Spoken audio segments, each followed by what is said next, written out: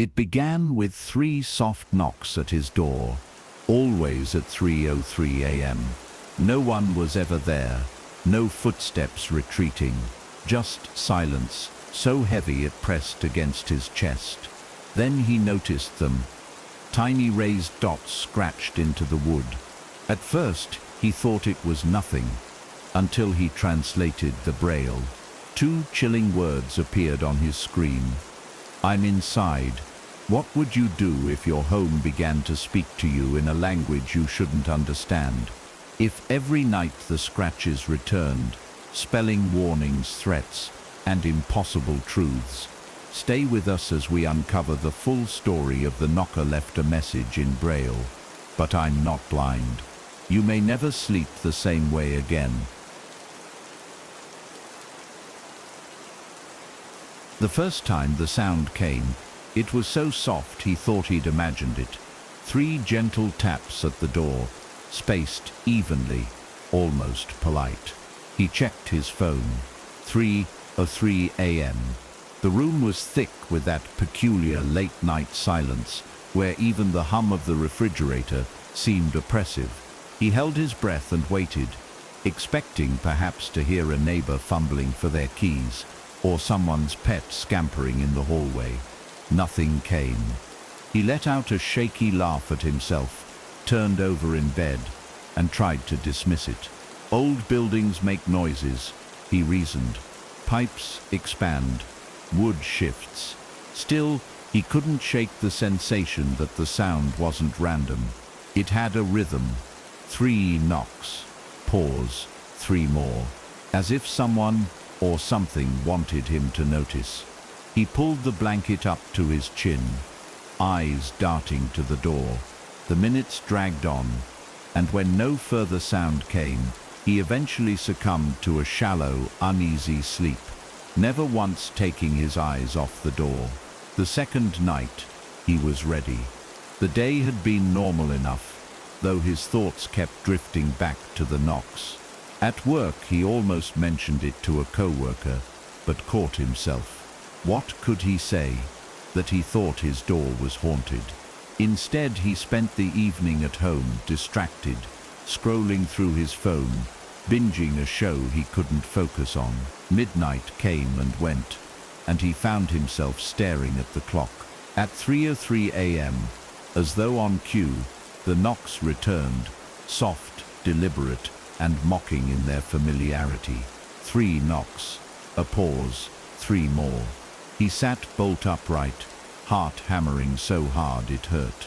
This wasn't random noise. This wasn't a dream. He clutched his phone, thumb trembling above the record button, but fear rooted him in place. He strained his ears, listening for retreating footsteps or voices. Nothing. Just silence, so thick it felt alive.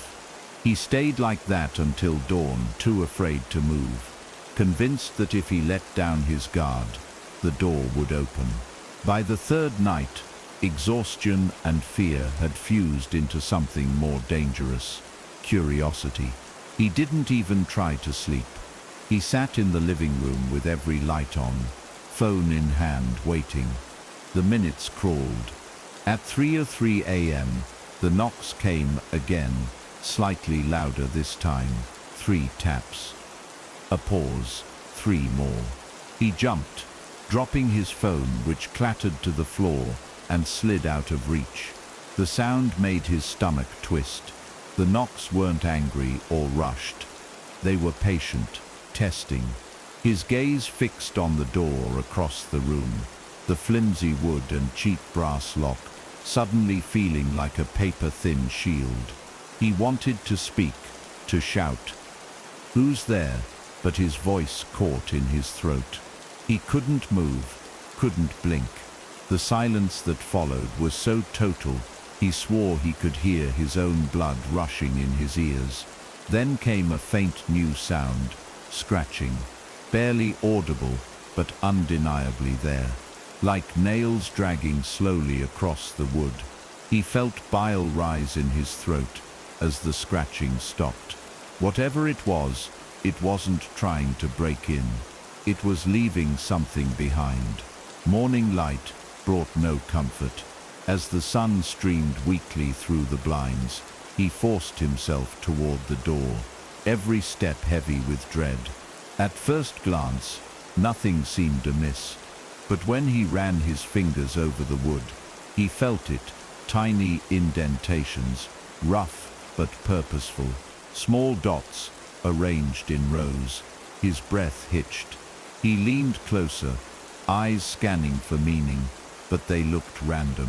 Not graffiti, not scratches from keys or a pet.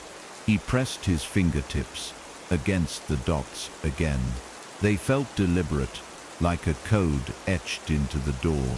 He snapped photos and spent the next hour scrolling online for answers, mind racing with possibilities. Maybe a prank, maybe vandals, but the precision of the dots gnawed at him. Then he stumbled onto something that made his blood run cold. Braille. He blinked at his screen, heart pounding. Braille. Why? He didn't know anyone who used it. No one in his building was blind. His hands shook as he cross-referenced the pattern. 2 words appeared on the translator. 2 simple, devastating words. I'm inside. His phone slipped from his hands and clattered to the floor. He stumbled backward, eyes darting around the apartment. The living room felt foreign, unfamiliar. Every shadow seemed deeper, every corner a potential hiding place. He grabbed a kitchen knife and backed into his bedroom, slamming the door and shoving a chair under the knob. His ears strained for any sound. Nothing, yet he swore he could feel it, the weight of unseen eyes on him. His breath came shallow and fast. He thought about calling someone, anyone, but what would he say? There's Braille on my door, and it says someone's already inside. No one would believe him. He pressed his back to the door and stayed there until sunrise, gripping the knife so tightly his knuckles went white. The following night was worse. He tried leaving the apartment earlier in the evening, walking aimlessly until his legs ached. But he couldn't stay out forever. When he returned, the building felt different. Quieter, the air heavier. He taped over the peephole before locking every latch and deadbolt. Midnight passed. Then 1 a.m. Then 2. He sat on the couch clutching his phone, flashlight app open, ears straining for the inevitable sound. At 3:03 a.m. it came, 3 slow knocks. A pause, 3 more. He jumped to his feet, knife in one hand, phone in the other. The knocks were louder now, more confident, and the scratching followed. A long, deliberate drag across the wood. Then another. The sound vibrated through the frame, as if whatever was on the other side wanted him to feel it. His phone vibrated in his hand, an unknown number. No caller ID. It rang once, then stopped. He didn't answer. He didn't dare make a sound. When morning came, he found new scratches on the door. Fresh Braille. His stomach churned as he traced the dots, too afraid to translate. But curiosity won again. Hands shaking, he input the pattern into the translator. This time it said, "Don't look behind you." His heart seized. He froze, breath catching in his throat. The air behind him felt wrong, too still, too cold. A faint exhale brushed the back of his neck. He didn't turn, couldn't. He bolted for the bedroom, slammed the door, and pressed himself into the corner, knife clutched tight, waiting for the sun. He didn't leave the bedroom for hours after the second message. Even as sunlight filtered through the blinds, he remained curled in the corner, the knife still gripped in his trembling hand. His joints ached from the unnatural position. But he didn't care. He couldn't stop thinking about the faint breath on his neck. How real it felt. He hadn't turned. He refused to confirm what might have been standing inches away. Eventually, his phone buzzed, startling him so violently he nearly dropped the blade. A notification, battery at 2%. He stared at the screen, debating whether to call someone. But who? What would he say? He imagined their voices dismissive, maybe concerned, but never believing. As the phone died in his hand, a sick realization crept in. He was alone in this, alone with it. By evening, hunger and thirst forced him out. The apartment was silent. Too silent. He stepped cautiously into the hallway, eyes darting from shadow to shadow. Every sound, a creak of the floor, the hum of the refrigerator, made his pulse spike. The door loomed ahead, braille scratches visible even from a distance. He considered wiping them away, erasing any trace of the messages, but as he approached, his stomach dropped. There were more now. Rows upon rows of tiny dots etched across the surface like a parasite spreading. He ran his fingers over them and recoiled. They weren't just on the door anymore. They'd begun to extend to the doorframe, thin trails of raised scratches curling inward as though seeking entry. He stumbled back, bile rising in his throat. It wasn't just leaving messages, it was marking territory. That night, sleep was impossible. He sat in the corner of his bedroom again, phone plugged into the charger, flashlight ready. The clock ticked closer to 3:03 a.m., each second stretching into eternity. When the knocks came, they were heavier this time. 3 booming thuds that rattled picture frames on the walls. The pause felt longer, then 3 more. He clutched the knife so tightly, his palm ached. Then the scratching returned, but not from the front door. It was coming from inside the apartment. A long, deliberate scrape along the hallway wall. Then another. It moved slowly, deliberately, drawing closer. He pressed a hand to his mouth to stifle a whimper. The scratching stopped outside his bedroom door.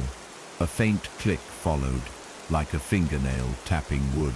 He barely breathed. Time seemed to warp. Minutes, hours, he couldn't tell. When dawn finally arrived, he found no marks on the bedroom door.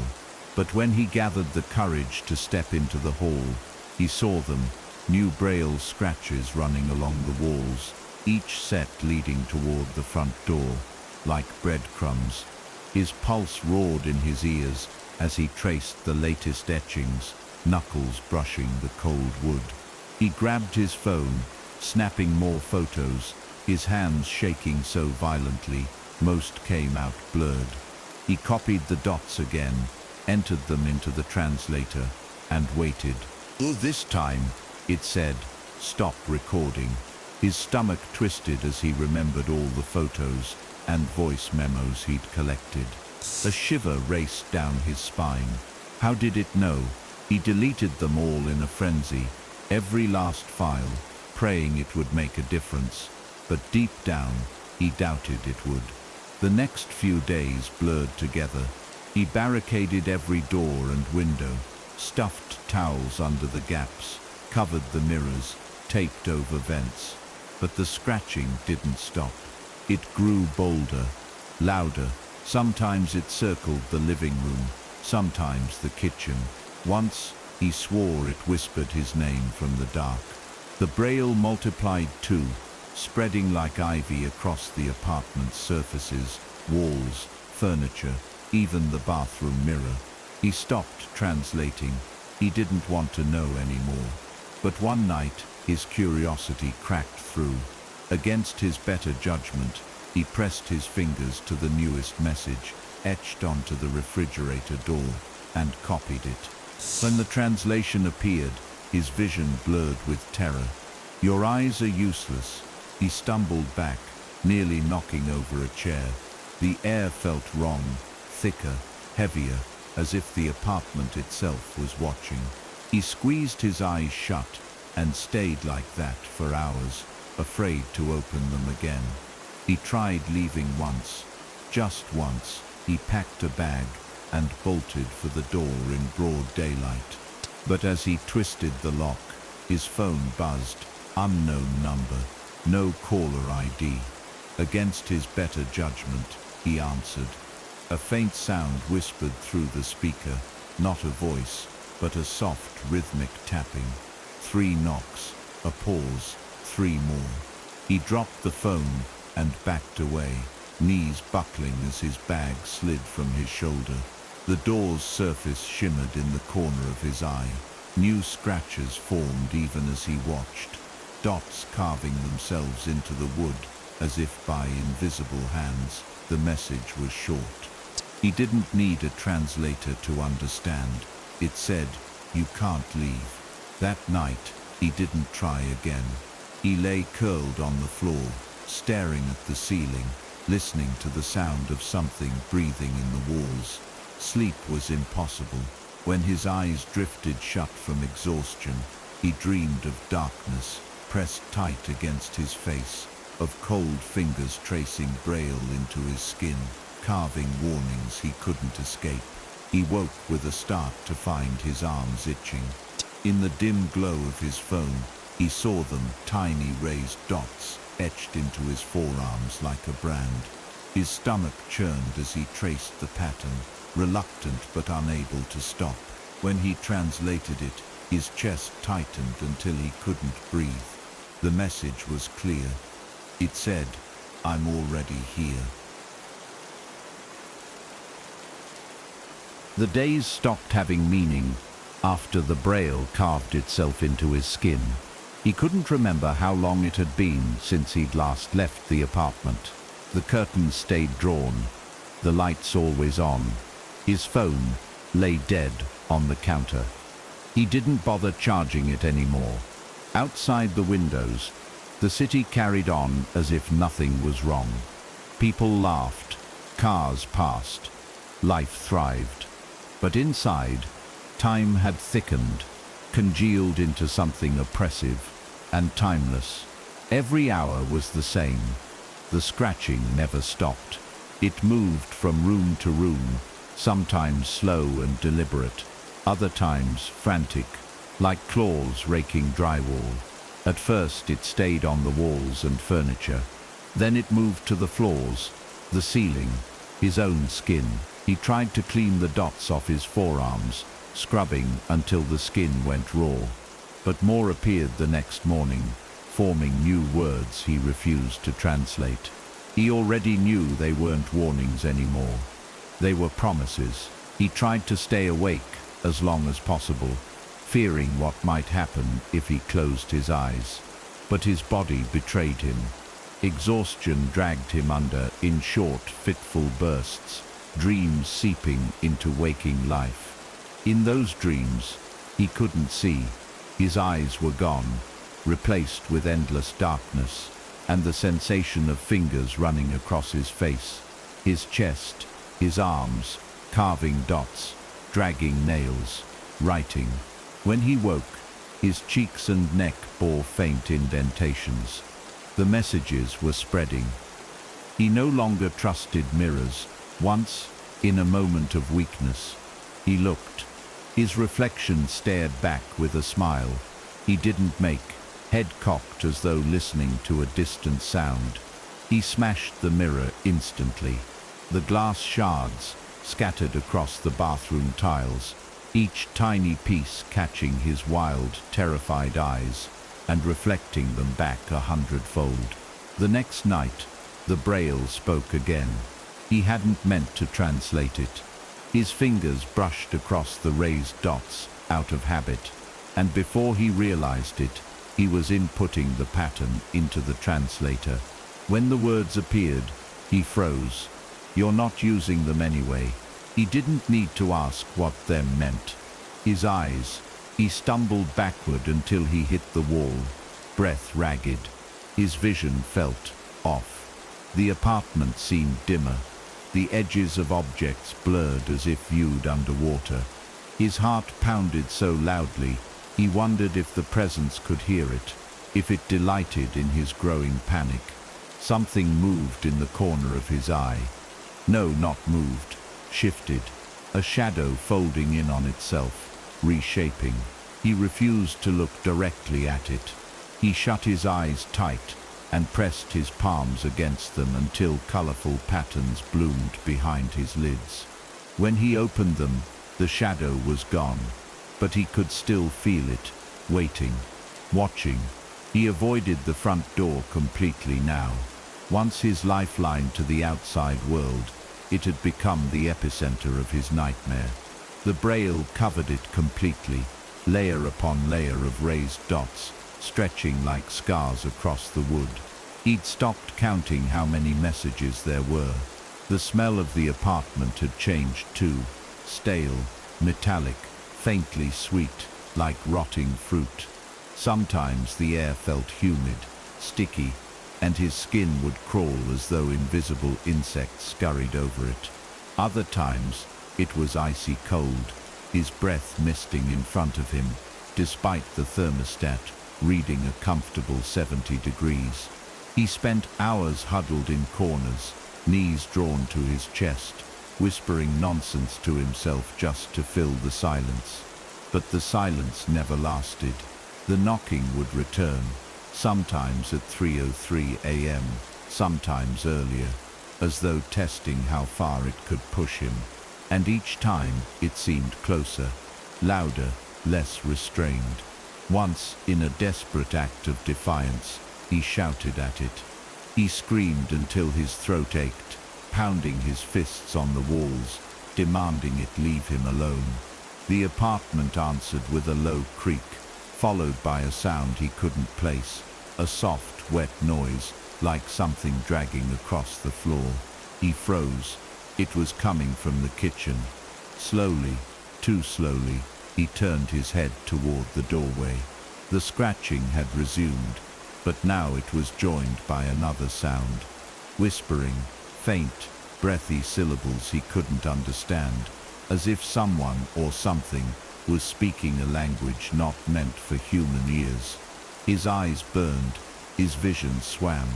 He squeezed them shut and clamped his hands over his ears, rocking back and forth. The whispers grew louder. He could almost make out words now. I'm here, I'm here. When the voices stopped, the silence was worse. It felt heavy, like a weight pressing down on his chest. His ears rang with the absence of sound. He opened his eyes cautiously, afraid of what he might see. The apartment seemed unchanged, but the braille had spread even further. It now climbed the walls like ivy, curling around light switches, creeping along the ceiling. He pressed his hands to his temples and laughed, short, bitter, hysterical. His entire home had become a canvas for its messages. He no longer needed a translator. He could feel the words in his bones, hear their meaning in the quiet spaces between heartbeats. Then came the final message of the night. It was written across his bedroom door, in jagged rows of braille that hadn't been there before. This time, he didn't trace it. He didn't need to. The words burned in his mind, as if they'd been whispered directly into his ear. You've let me in. His stomach lurched, and for the first time since this began, he understood. The knocks were never about entering the apartment. The thing had never been outside the door. It had been waiting for him to open something else. His fear, his mind, his will, and he had. The apartment had changed. He couldn't pinpoint when it started, only that it was no longer the same place he'd signed the lease for. The air felt heavier with each passing hour, so thick and humid he could taste it. Coppery, metallic, the braille wasn't confined to the walls anymore. It had spread to his furniture, his dishes, even his clothes. He found tiny raised dots along the hem of his shirt, on the soles of his socks, even faintly pressing into his pillowcases, like invisible hands had been at work while he slept, or pretended to. He didn't bother using the translator anymore. He didn't need it. The meaning seeped directly into his mind the moment his fingers brushed the dots. He had stopped keeping track of how many days had passed. The clocks in the apartment no longer worked anyway. Their hands had frozen at 3:03, mocking him. Time had no meaning here, only the knocking and the scratching and the whispers. The whispers had grown bolder, no longer confined to the edges of his hearing. They now spoke directly to him in a language he couldn't understand, but instinctively knew. Words like pressure in his skull, making his eyes water and his head throb. Sometimes he caught fleeting phrases in English, disjointed, childlike, yet loaded with malice. Hide and seek. I found you, or worse, your skin remembers. He didn't know what it meant, until one morning, half asleep, he noticed raised dots covering his arms, his legs, his chest, forming long sentences he couldn't bring himself to read. His skin wasn't his own anymore. It was a page, his body a book. The thing was writing in. He tried to scrub them off, scraping with his nails, until blood rose to the surface, but by nightfall, the dots returned. The presence was patient. It didn't need to rush. It was already inside him. The apartment's geography had shifted too. Doors no longer led where they were supposed to. Once desperate for air, he opened the bedroom door, only to find the hallway replaced with a featureless black void. The air inside it felt cold and wet, as though he'd stuck his face into a freezer full of rotting meat.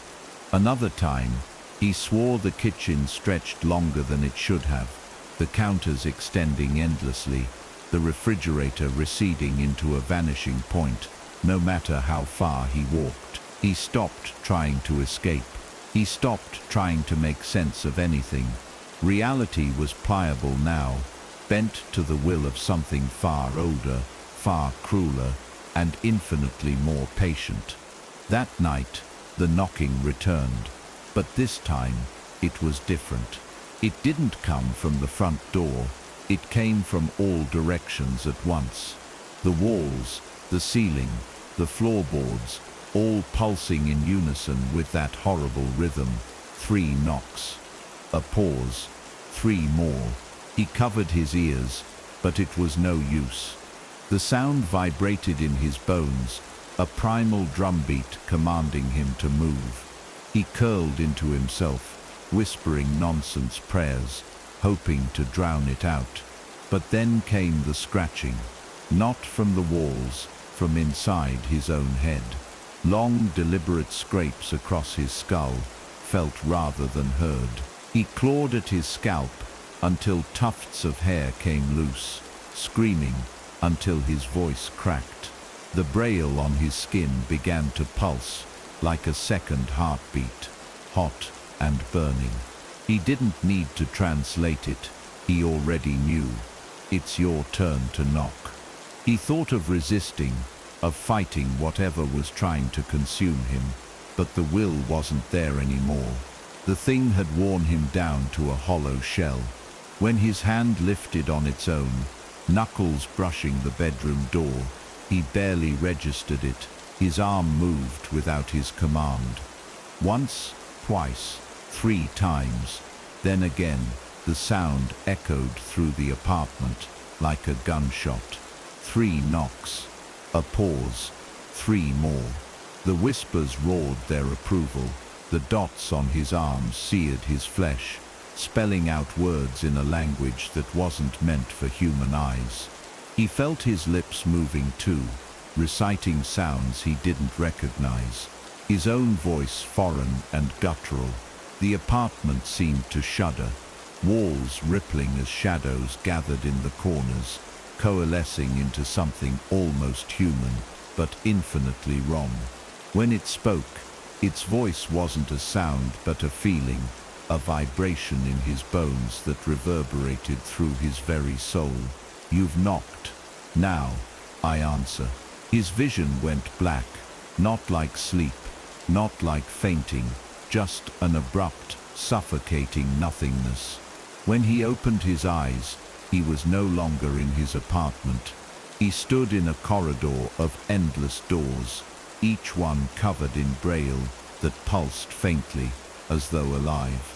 Behind every door came faint sounds, crying, screaming, laughing, knocking. He reached out to the nearest handle, compelled by a force he couldn't fight. The metal was ice cold under his fingers. As he turned it, the dots on his skin burned bright, and he felt a sick understanding blossom in his mind. The knocking never ends. Not here, not anywhere, somewhere far away. So far it felt like another life. A neighbor passed by his real apartment. She noticed the front door, covered entirely in strange scratches. She pressed her hand to the wood, curious. Her fingers brushed the raised dots. A chill ran down her spine. Though she didn't know Braille, the message was clear, pressing itself into her mind unbidden. "I'm already inside." The apartment had been quiet for weeks. To outsiders, it looked like nothing more than a vacant unit, its curtains drawn, its air stale from disuse. But the neighbors avoided passing by at night. There was something about that door, something unsettling in the way the wood seemed alive. The scratches remained, tiny raised dots that no one could read, but everyone felt.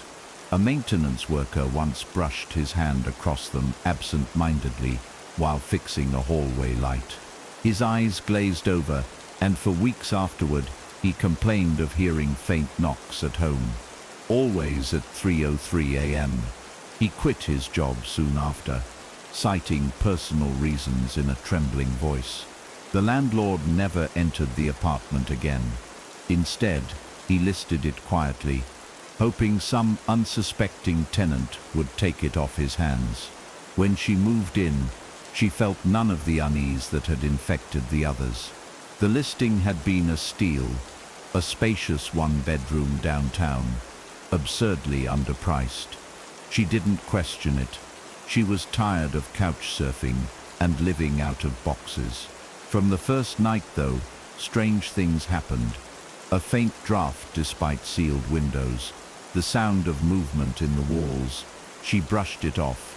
Old buildings had quirks. It wasn't until her third night that the knocking began. 3 soft taps on the door. A pause. 3 more. She frowned, checking the time. 3:03 a.m. Her phone's screen glowed back at her, a pale blue rectangle in the darkness. She waited for footsteps, a voice, anything. Silence. The sound came again. She approached the door, barefoot, heart thudding. She peered through the peephole. Nothing but the dim hallway and flickering fluorescent lights. She shook her head, muttered a nervous laugh, and went back to bed. But sleep never came. The next morning, she noticed the scratches, small at first, barely visible. She ran her fingers over them as she left for work, feeling the odd texture beneath her fingertips. She assumed it was a previous tenant's damage. Keys, maybe, or some impatient pet scratching to be let out. But that night, they seemed deeper, more precise. She tried to ignore them, focusing on unpacking boxes and setting up her new space. By the time she finished, it was past midnight. She collapsed onto the couch, exhausted. Her eyes drifted shut. At 3:03 a.m. the knocks returned. Louder this time, 3 heavy thuds that made the picture frames on the wall tremble slightly. She bolted upright, every muscle tense. Again, she checked the peephole. Again, nothing. But this time, when she pressed her ear to the door, She heard it, a faint scratching sound, like nails dragging across wood. She slept with the lights on. After that, in the following days, more scratches appeared, not just on the door, but on her furniture. Little rows of raised dots etched into her nightstand, her coffee table, even her bathroom mirror. She tried scrubbing them away, but they persisted, like they'd been carved deep beneath the surface.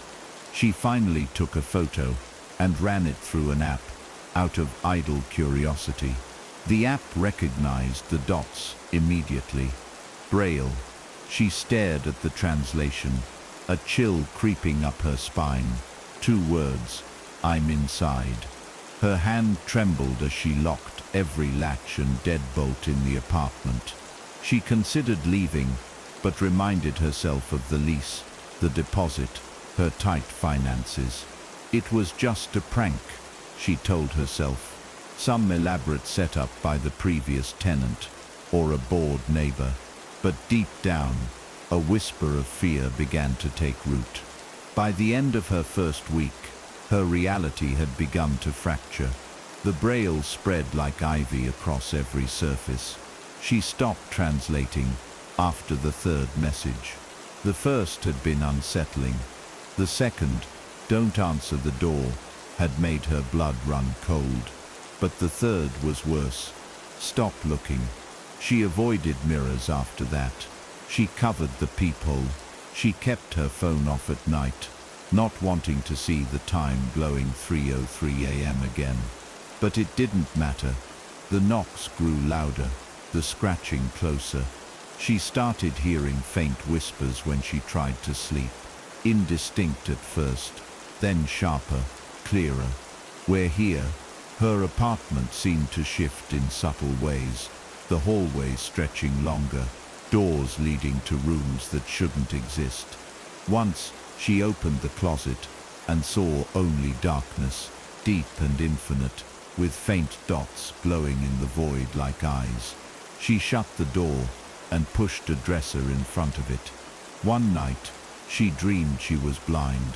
She stumbled through endless corridors lined with doors covered in braille. Behind each one came faint sounds, crying, screaming, laughter, knocking. Her hands ached from tracing the endless dots, her fingers bleeding. When she woke, the pain lingered.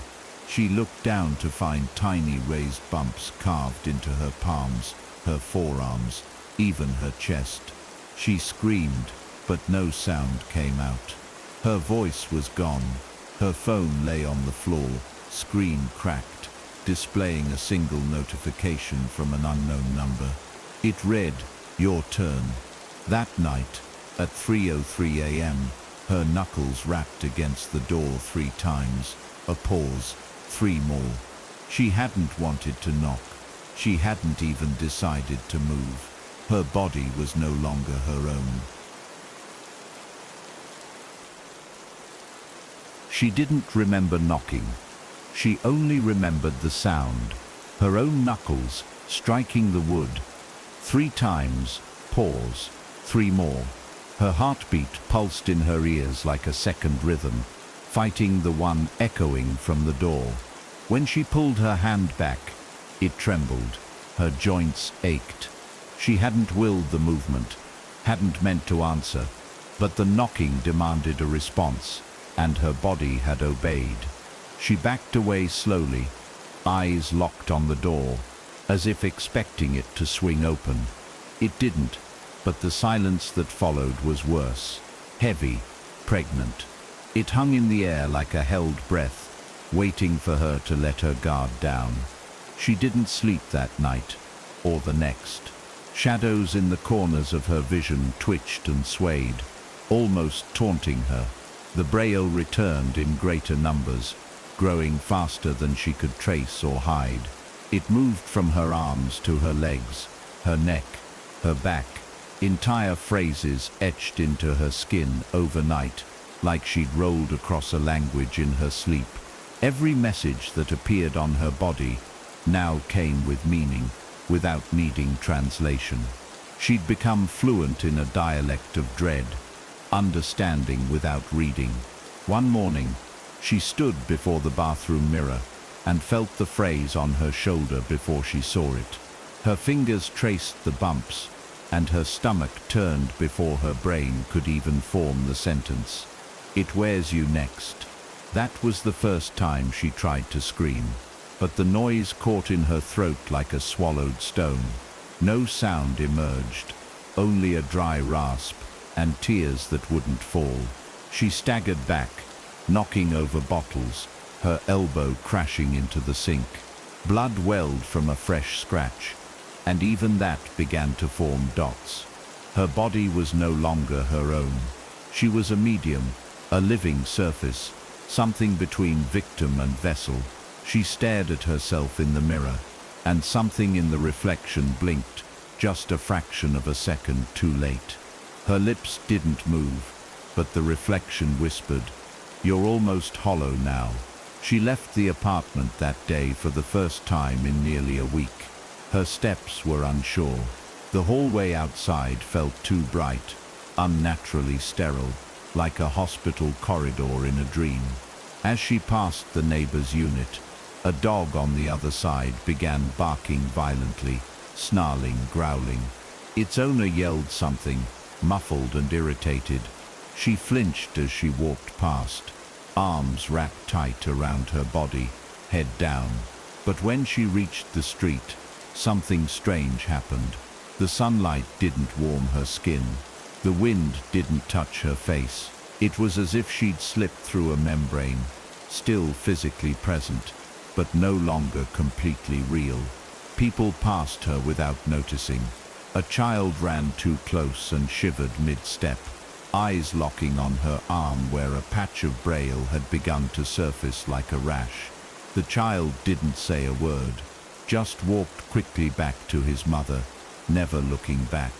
When she reached the edge of the block, she turned to see her building one last time. It looked smaller somehow, darker, as though the shadow of some enormous thing had passed over it. The windows were black.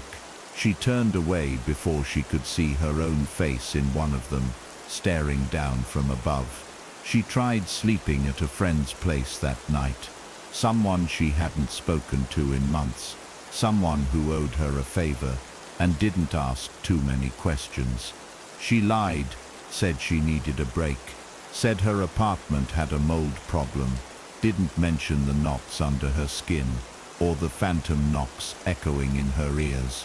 But even there, in a clean, well-lit room filled with laughter from a distant television and the warmth of company, she couldn't find peace. At 3:03 a.m., her eyes snapped open. The clock on the nightstand flashed red in the darkness. She sat upright. She hadn't heard it, but she knew. She crept to the bedroom door. On the other side, the hallway was empty. No scratches, no braille, no dark shapes waiting. Still, her fingers tingled. She looked down at her forearms. Fresh dots had formed, stinging slightly, still red around the edges. She pressed her fingers to them and felt a new phrase ripple up her spine. "You brought me with you."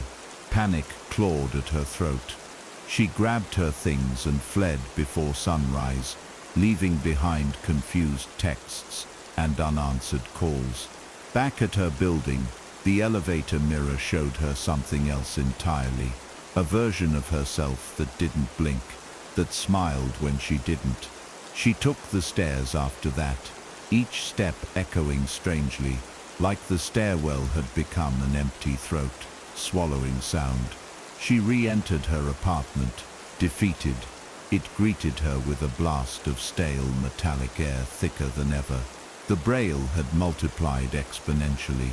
It now spiraled across the ceiling, trailed down the walls and pooled at the corners of the floor. She tried to walk around it, to avoid touching any of it, but it didn't matter. The messages had moved past, needing surface. They were inside now. Words pulsed behind her eyelids every time she blinked. Phrases slipped into her thoughts in moments of stillness. It was never about the door. You were always open. All it needs is one. Then came the knock, not on the front door, but from inside the apartment. 3 sharp thuds against her closet door. A pause. 3 more. The room went still. Even her breathing slowed, afraid to move. The knocks repeated. Something was inside, not metaphorically, not in whispers or scratches or dreams. Something had come through. She stepped backward, every hair on her body standing upright. The closet doorknob turned slowly. She ran, locked herself in the bathroom. She pressed her back to the cold tile and whispered whatever prayers she could remember. On the other side of the door came breathing, not hers, not human, wet and guttural and wrong. Then gently, like a child, knocking for permission. 3 soft knocks, a pause, 3 more. She wept into her palms, rocking back and forth as the dots returned to her skin in fresh, searing pain. They spelled only one word this time: soon. She doesn't remember how long she stayed in that bathroom. Eventually, the noises stopped. The breathing faded, but the words didn't. They kept crawling across her flesh like insects. Words without end, sentences that never broke. She no longer translated them. They were inside her now, written into her blood. She couldn't even cry anymore. When she finally looked in the mirror, she didn't see herself. Not quite. Something was layered over her reflection. Something smiling, flickering, patient. The same thing that had looked through the peephole once. The same thing that waited in the closet. The same thing that whispered in the scratches, that guided her hand to knock, that filled her sleep with endless corridors and unreadable doors. She wasn't alone. She never had been. The knocker had chosen her. The knocker had taught her its language. The knocker was writing its story now. In her skin, in her voice, in her breath. By now her apartment was unrecognizable. The braille no longer clung meekly to the surfaces like moss. It had taken over completely. Every wall, every ceiling, even the floor was covered in raised dots that seemed to shimmer faintly in the dim light. When she touched them, her fingers burned, not with heat, but with understanding. Each bump thrummed with meaning, pressing words directly into her mind without translation. She tried to resist reading, to ignore the tactile language crawling over her skin, but it was impossible. She no longer needed to trace the dots physically. They spoke to her regardless, an endless whisper threading through her thoughts. Almost ready. You feel it, don't you? One more knock. She stopped, leaving the apartment altogether. Not because she couldn't, but because something deep inside her no longer wanted to. Outside was irrelevant. The real world had become like a faint echo. This was where she belonged now. Even her reflection had grown bolder. She'd caught it moving on its own twice, in the past week. Once it turned its head to look at her while her own head remained perfectly still.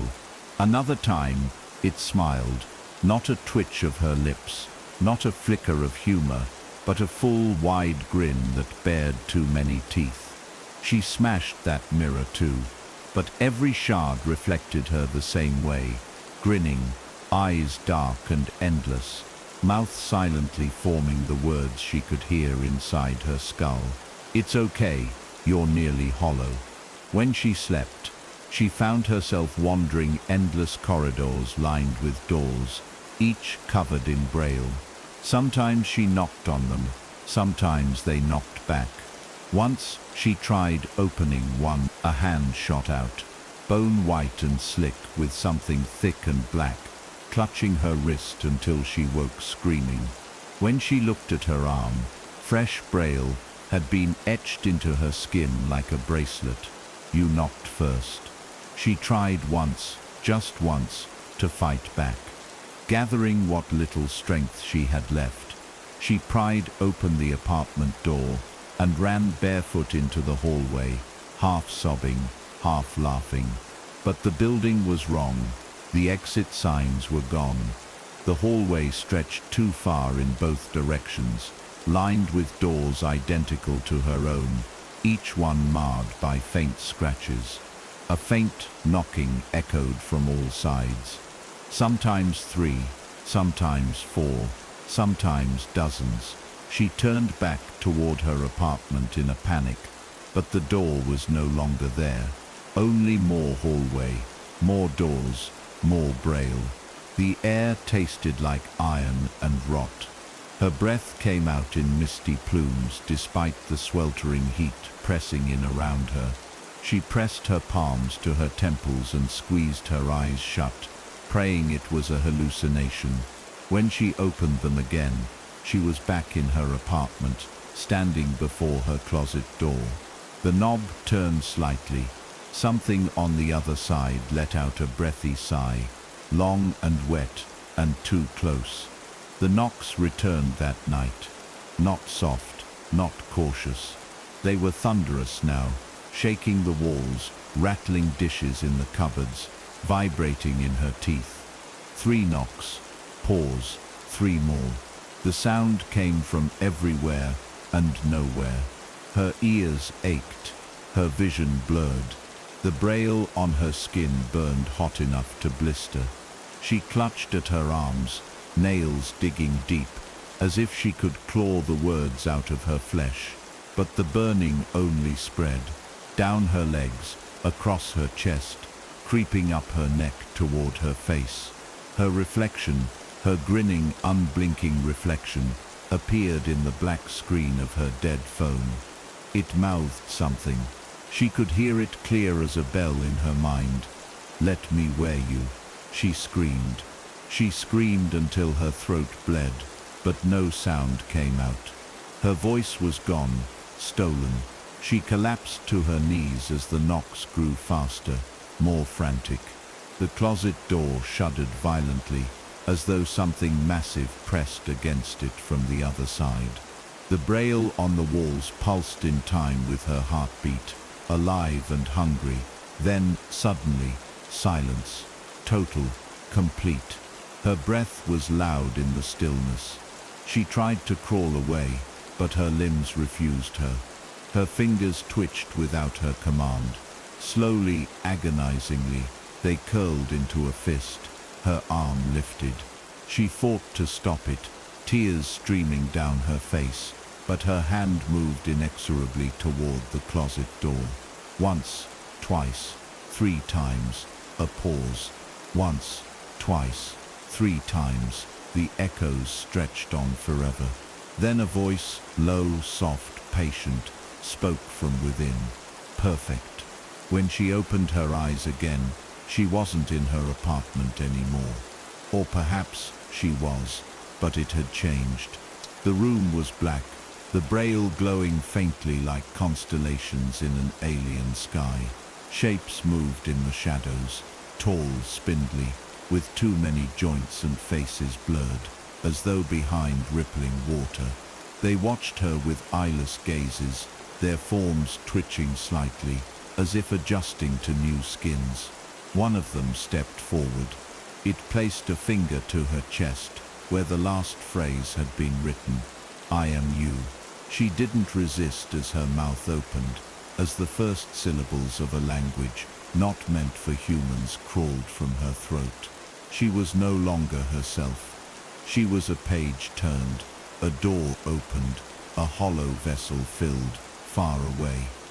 In the real world, a neighbor paused outside her apartment door. They frowned at the new scratches covering the wood, tiny raised bumps they couldn't read, but felt all the same. On impulse, they brushed their fingers across the braille.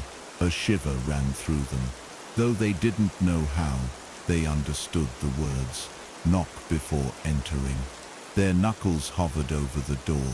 3 times, pause, 3 more.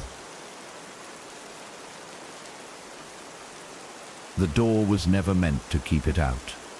It had never been a barrier. It had been an invitation. She understood that now as she stared at the closet door, the surface shimmering faintly, as if something beneath the wood strained to break free.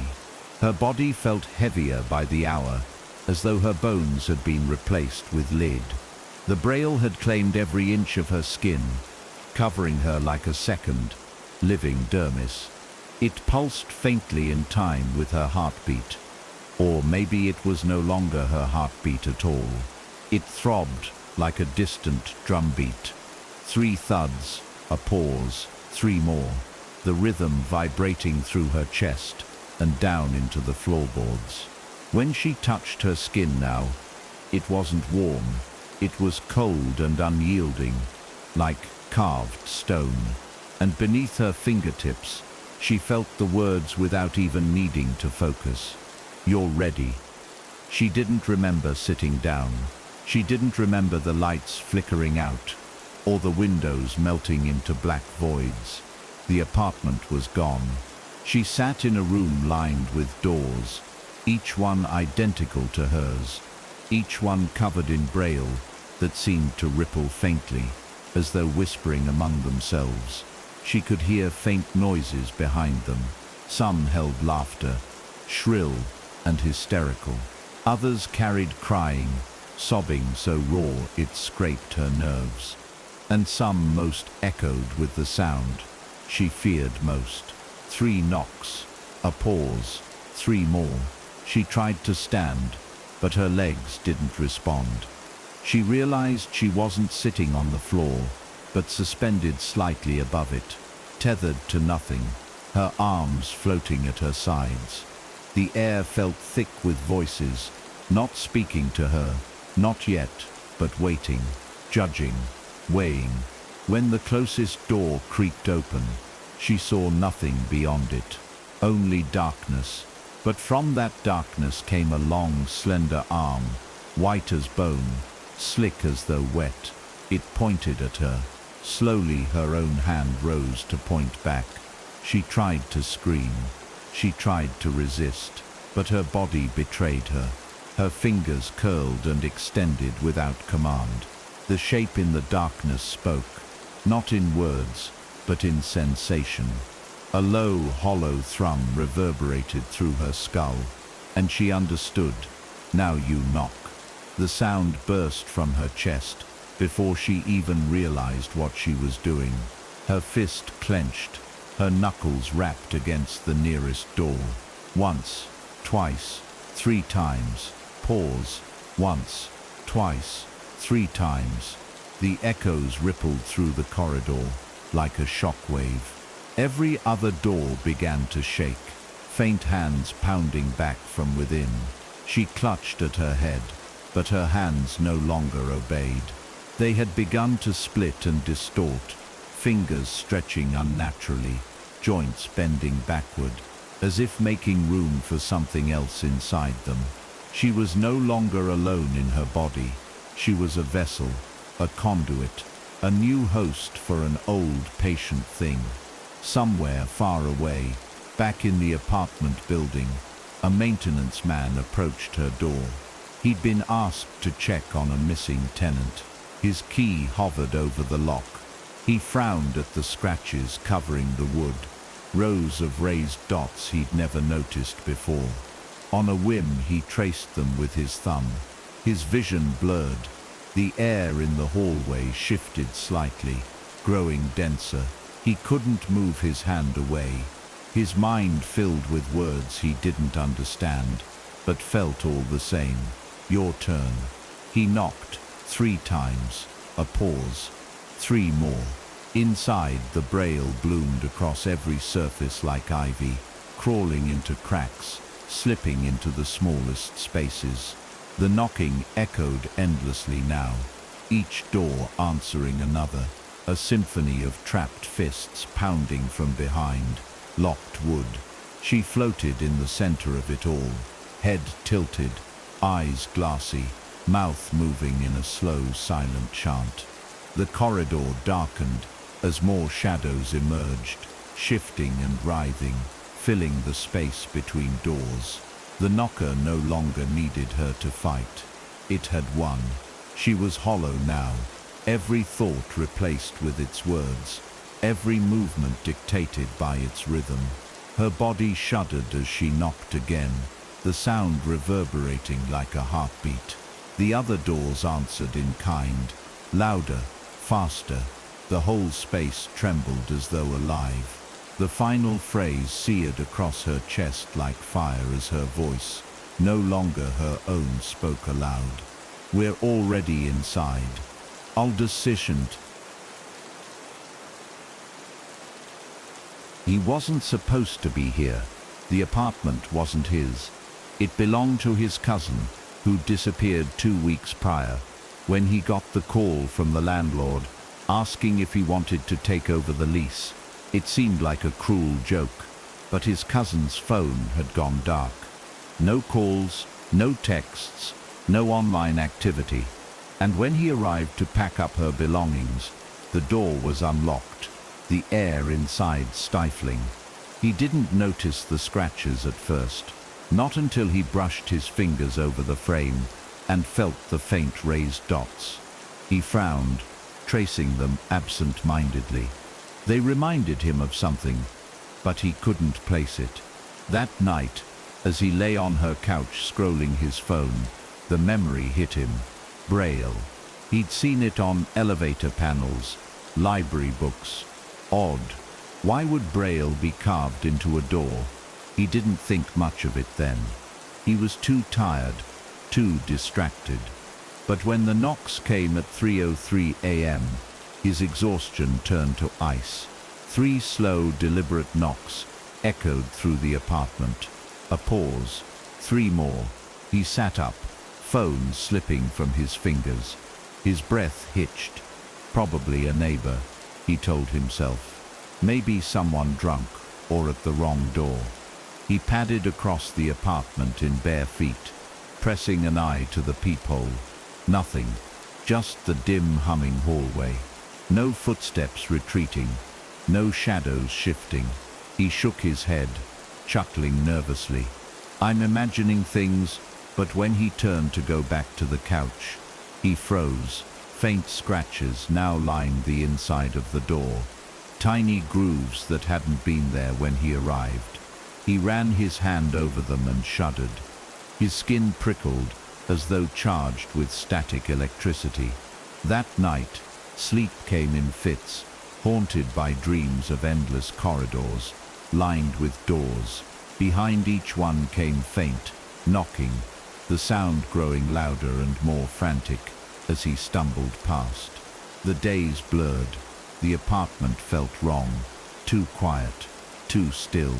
He tried to open a window for air, but it wouldn't budge. Even the light outside seemed dimmer. He began noticing things that didn't belong. His cousin's mirror covered with faint scratches in strange patterns. Her bathroom tiles, etched with faint rows of dots. He thought about leaving, about calling someone, but he didn't. Something kept him there, a sticky curiosity he couldn't shake. He took a photo of the scratches and ran it through a Braille translator online. The result made his stomach turn. I hear you. His phone chimed with a text before he could react. An unknown number. The message was simple. Don't open. His hands trembled as he locked and relocked the deadbolt. The knocks came again that night. Louder now. 3. Pause. 3 more. This time they weren't confined to the front door. They echoed from the walls, the ceiling, even beneath the floorboards. He pressed his hands over his ears and whispered to himself, trying to drown them out. But then came the scratching, a soft, deliberate sound, like nails carving into wood. He crept to the door and peered through the peephole again. The hallway was empty, but as his eyes adjusted, he noticed something unsettling. Faint handprints smudged across the wall opposite, trailing toward his door. He stumbled back, tripping over a box. The sound echoed too loud in the stillness. The knocking stopped. For a moment he thought it was over. Then faintly, from behind him, 3 slow knocks. He spun around. The sound had come from the bedroom closet. His pulse thundered as he backed away, every nerve screaming. He grabbed his bag, determined to leave, but the front door refused to open. The deadbolt turned, the knob twisted, but the door wouldn't budge. His phone buzzed again. Another text from the unknown number. "You let it in." He dropped the phone. The scratches were spreading faster now, crawling along the walls, the floor, the ceiling, tiny raised dots, forming words he couldn't bring himself to trace. He pressed his back to the door, clutching a kitchen knife. He didn't remember picking up. From inside the closet came a faint whisper. At first, he thought it was his cousin's voice. But no, too deep, too wet. Knock back. Sleep became impossible. After that, he tried, he tried. But every time he closed his eyes, he found himself back in the endless hallway. Doors stretched in both directions, infinite, each one humming faintly, with barely contained movement. Sometimes he heard crying, sometimes laughter, always knocking. He didn't dare open any of them, but one door was different. It pulsed faintly, the braille across its surface glowing like embers. As he approached, his hands lifted against his will. His knuckles rapped once, twice, 3 times, pause once, twice, 3 times. The door shuddered. Something behind it shifted, pressing forward. He woke screaming, drenched in sweat. The next morning, he found the phrase etched into his chest, raised and angry like a burn. "You're learning." He wept silently in the bathroom, tracing the words as his reflection smiled faintly, not his smile. The knocks continued all day now, soft and insistent. 3, pause, 3. He covered his ears, curled into himself on the couch. His phone lay cracked on the floor. A final text glowed faintly on the screen. "Your turn." He stopped checking the time.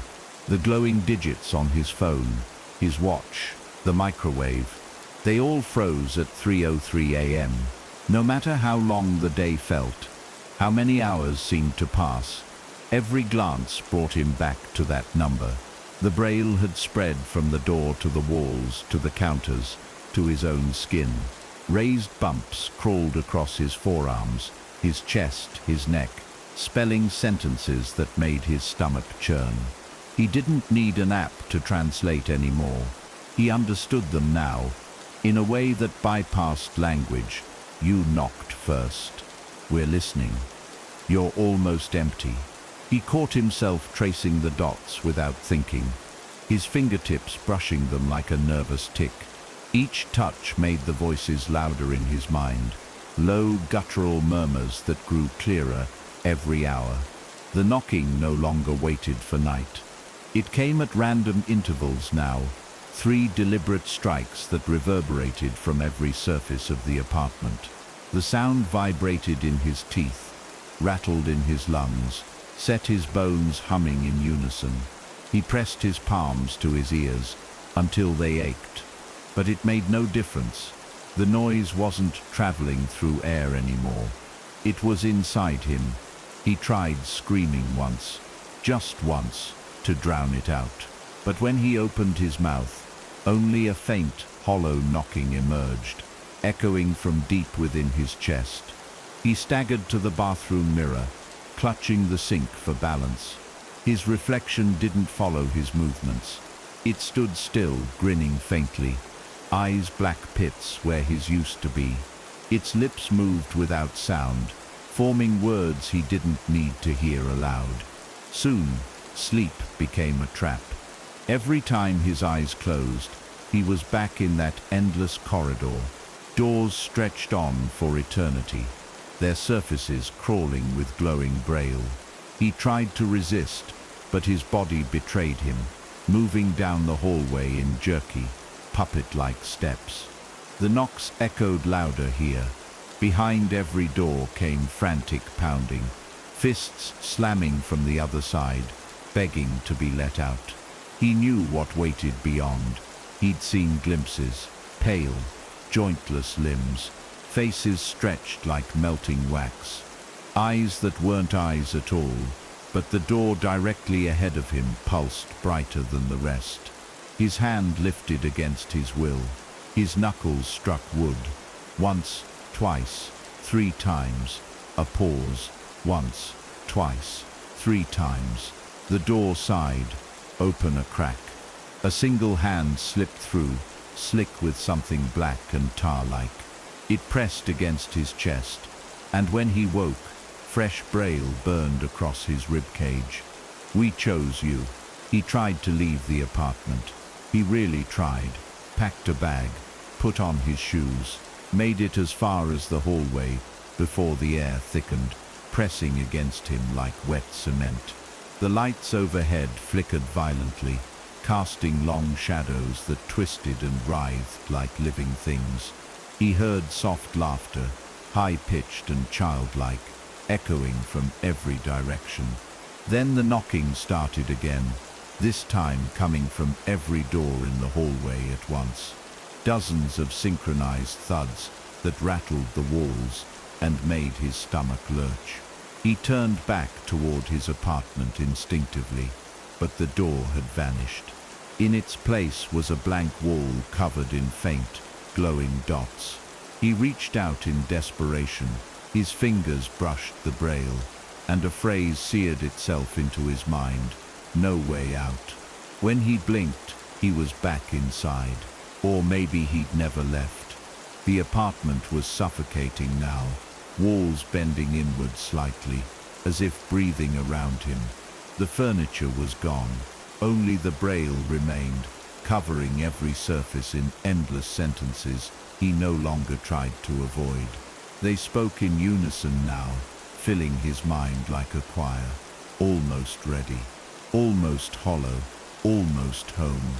He curled on the floor, clutching his head, rocking back and forth. His body ached all over. His skin burned where new words surfaced every hour, fresh and raw like open wounds. He whispered to himself, repeating his name, his address, anything to anchor himself. But the words felt foreign in his mouth, like someone else's language. Then came the final text. His phone buzzed from the floor where he'd dropped it days ago. The screen lit up with a single message from the same unknown number. His body moved before his mind could protest. His arm lifted, knuckles curling. He screamed silently, trying to resist, but the knocker had worn him down too far. His hand struck the floorboards 3 times. Pause, 3 more. The sound echoed unnaturally, stretching on for seconds too long. The walls shuddered in response. A low, wet sigh emerged from somewhere behind them. The braille glowed bright as fire, and the voices cheered softly in his skull. "You're perfect." When the closet door creaked open, he didn't flinch, he didn't cry. He simply watched as a tall, spindly shape unfolded itself from the darkness within. Its head cocked at an impossible angle, empty sockets locked on him. It stepped forward on 2 long limbs, each joint bending wrong, its slick white fingers reaching for his face. As it pressed its hand to his skin, a final phrase etched itself across his forehead like a crown. "We're already inside." He stopped caring about the passing of days. He no longer remembered how many sunsets had passed since he first heard the knocks, or when his own reflection started smiling back with a mouth that wasn't his. Time didn't work the same way in the apartment anymore. The clocks all stuck at 3:03 a.m. No matter how often he tried to reset them, the air had grown thicker too, as though the walls themselves were exhaling damp, heavy breaths into every corner of the room. His skin was no longer just skin. It was a living surface of raised braille, sentences that shifted beneath his touch like tiny insects crawling under his flesh. He didn't need to translate them now. The knocker's words bypassed sight, bypassed sound, searing themselves straight into his mind. "You're almost ready.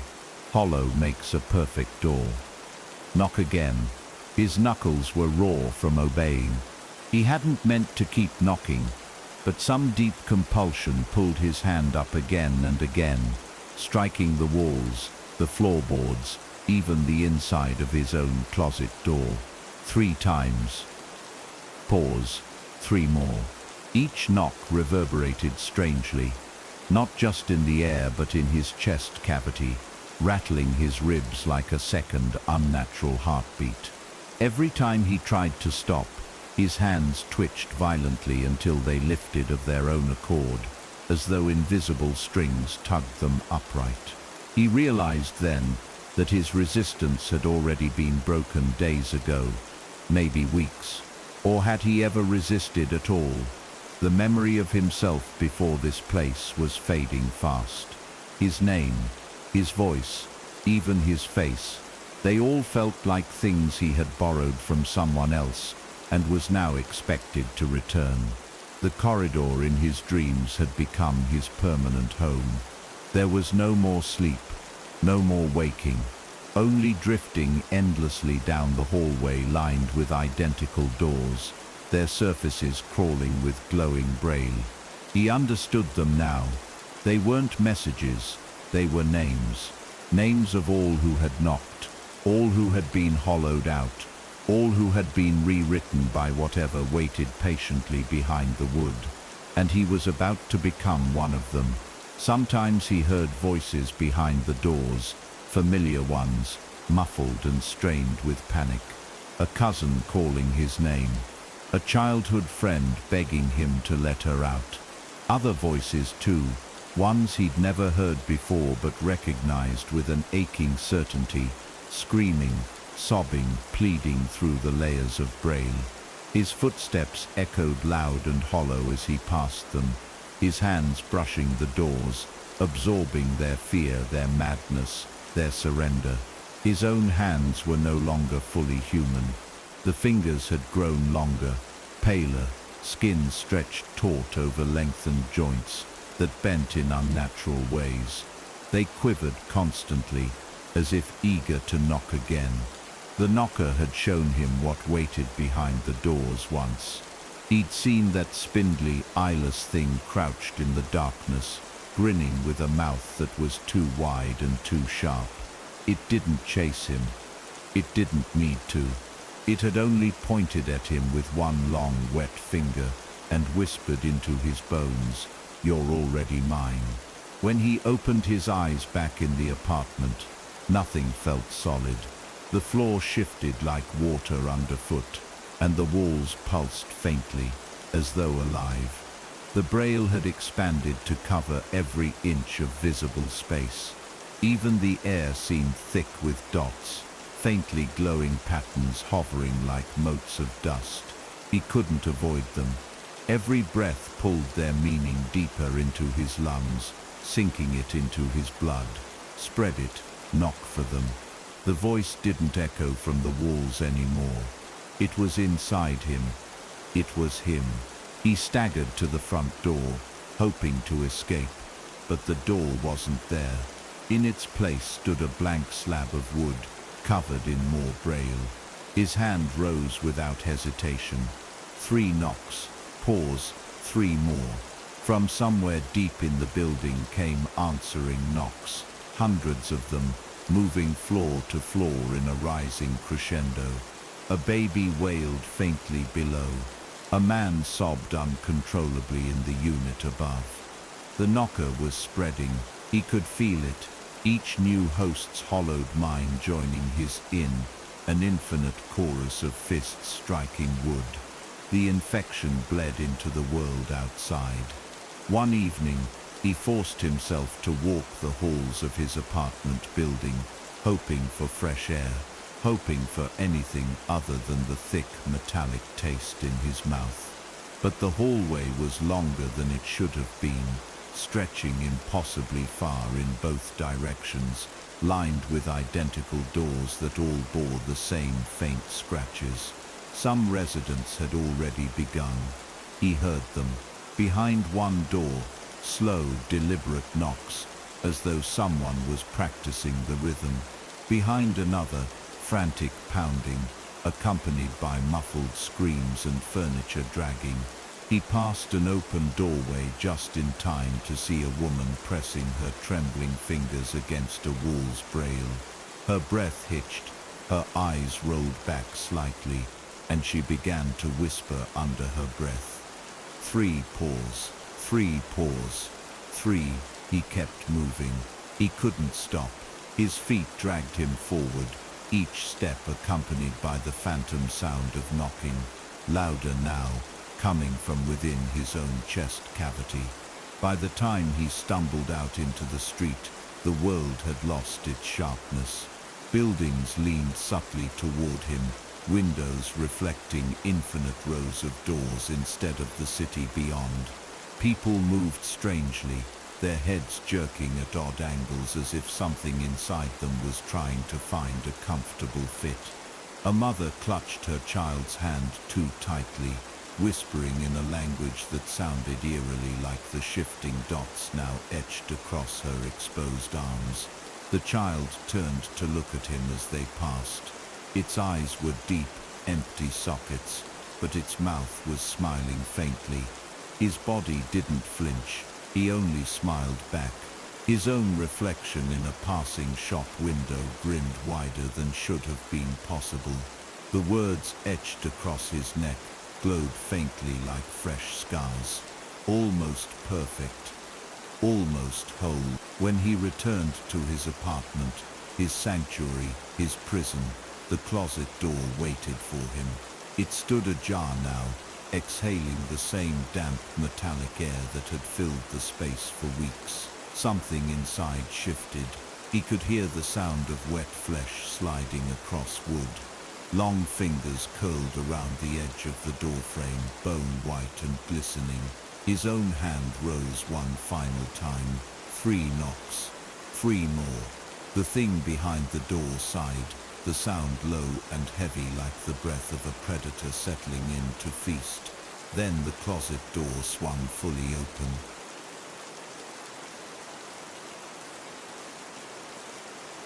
He didn't remember stepping into the closet. One moment, he was staring at its open mouth, at the thing crouched within the shadows, its pale, wet fingers curling in invitation. The next, he was somewhere else entirely. The world inside the closet wasn't black. It wasn't even dark. It was endless. An expanse of shifting grey walls crawling with braille that pulsed faintly like a heartbeat. Each pulse made his teeth ache, his nails throb. He stood barefoot on a floor that felt slick and alive, faint vibrations traveling up through his legs, as if the ground itself were whispering, "You're home now." All around him, countless doors floated in the grey void, their surfaces covered in moving scratches. Some were tall and narrow, others impossibly wide, some tiny enough to fit in the palm of a hand. But every single one knocked in time with his own heart. 3 thuds. Pause. 3 more. The sound came from all directions, a chorus of fists pounding wood. He felt it in his ribs, in his skull, in the marrow of his bones. He couldn't tell where his own body ended. And the knocking began. He no longer cared. The knocker stood before him now, no longer hiding behind wood and shadow. It was tall, far taller than he'd imagined, its limbs grotesquely long and jointed in all the wrong places. Its skin was pale and glistened faintly like wet porcelain, covered in faint braille that shifted with every twitch of its spindly fingers. Its face, or the suggestion of one, was a stretched canvas of smooth flesh, devoid of eyes, nose, or mouth. Yet somehow it smiled. He could feel the grin pressing against his thoughts, curling deep into his mind, like a hook. The knocker raised one of its hands and touched the center of his chest. The heat from its fingers seared straight through to his spine. New braille blossomed across his torso in burning trails. "You're ready to carry us," he gasped as his body stiffened. His fingers stretched and twisted, his joints popping audibly as they realigned into unfamiliar configurations. He watched in detached horror, or was it awe, as his reflection appeared in a nearby door. His face had been rewritten. His eyes were gone, replaced with smooth skin etched faintly with dots. His mouth hung open slightly, his tongue flicking in small, involuntary movements, as if tasting the air for new words. The knocker spoke without sound. Its thoughts bored directly into his fat. "You are the door now. You are the echo. Through you we pass." He felt the truth of it deep in his gut. He wasn't hollow anymore, because he'd been emptied and filled with something older, something vast and patient. The braille across his skin pulsed with life. Each dot seemed to whisper instructions in time, with the knocking that never ceased. He lifted his hand and placed it on one of the floating doors. It felt warm beneath his palm, trembling faintly like something alive was pressing against the other side. He knocked, once, twice, 3 times, pause, once, twice, 3 times. The door trembled violently before swinging open with a groan. A figure stumbled out, a young woman with sunken eyes and cracked lips, her arms covered in fresh braille. She didn't scream, she didn't run. She simply stared at him with a dull recognition, as though she already knew what came next. He reached out and touched her face. She convulsed once before her skin began to crawl, the dots spreading like a rash across her cheeks. Her neck, her arms, her mouth fell open, a single phrase escaping in a hollow voice. "We're already inside." When he woke, if it could be called waking, he was kneeling in the center of his apartment, or rather, what used to be his apartment. The space had been reduced to a single, endless room lined with countless doors. The walls were no longer solid, but a living membrane of pale flesh, twitching faintly with each passing knock. Shadows slithered between the doors, their elongated forms jerking like broken marionettes. He understood now that he wasn't meant to leave. He was meant to stay, to knock, to answer, to spread. He didn't resist when his knuckles struck the nearest door. 3 times. Pause. 3 more. From far beyond, hundreds of other fists answered in kind. The building itself seemed to vibrate with the rhythm. He could feel them, other hosts like him scattered across the city, across the world, each one knocking, each one carrying the infection to every new surface, every curious hand that traced the raised dots. The knocker didn't need to chase anyone. It didn't need to break down doors. It only needed one thing, an invitation, a knock, a curious fingertip brushing its message. The rest unfolded on its own. He smiled faintly as more words seared across his arms like a welcome tattoo. "We are many, you are us." Somewhere beyond his apartment's membrane walls, new victims were beginning to stir. A man in a nearby complex woke to faint tapping at his window. A child traced the strange scratches she'd found on her bedroom door. A woman waiting at a bus stop felt a strange compulsion to tap her fingers against the glass shelter. 3 paws, 3 each of them felt the faintest shiver of recognition crawl up their spines. They didn't know why, but they all paused for a moment and whispered the same question under their breath. "Who's there?" The knocker's answer came not in words but in sound, a slow, hollow thud that rippled across the city. Once, twice, 3 times. Pause. Once, twice, 3 times. He watched as more doors appeared in the walls around him, each one glowing faintly as new names etched themselves into the braille. Each knock, each whispered phrase, each innocent touch pulled another soul closer to hollowing. And when the final transformation was complete, they too would stand as he now did, still in form, but no longer themselves. Carriers, echoes, doors.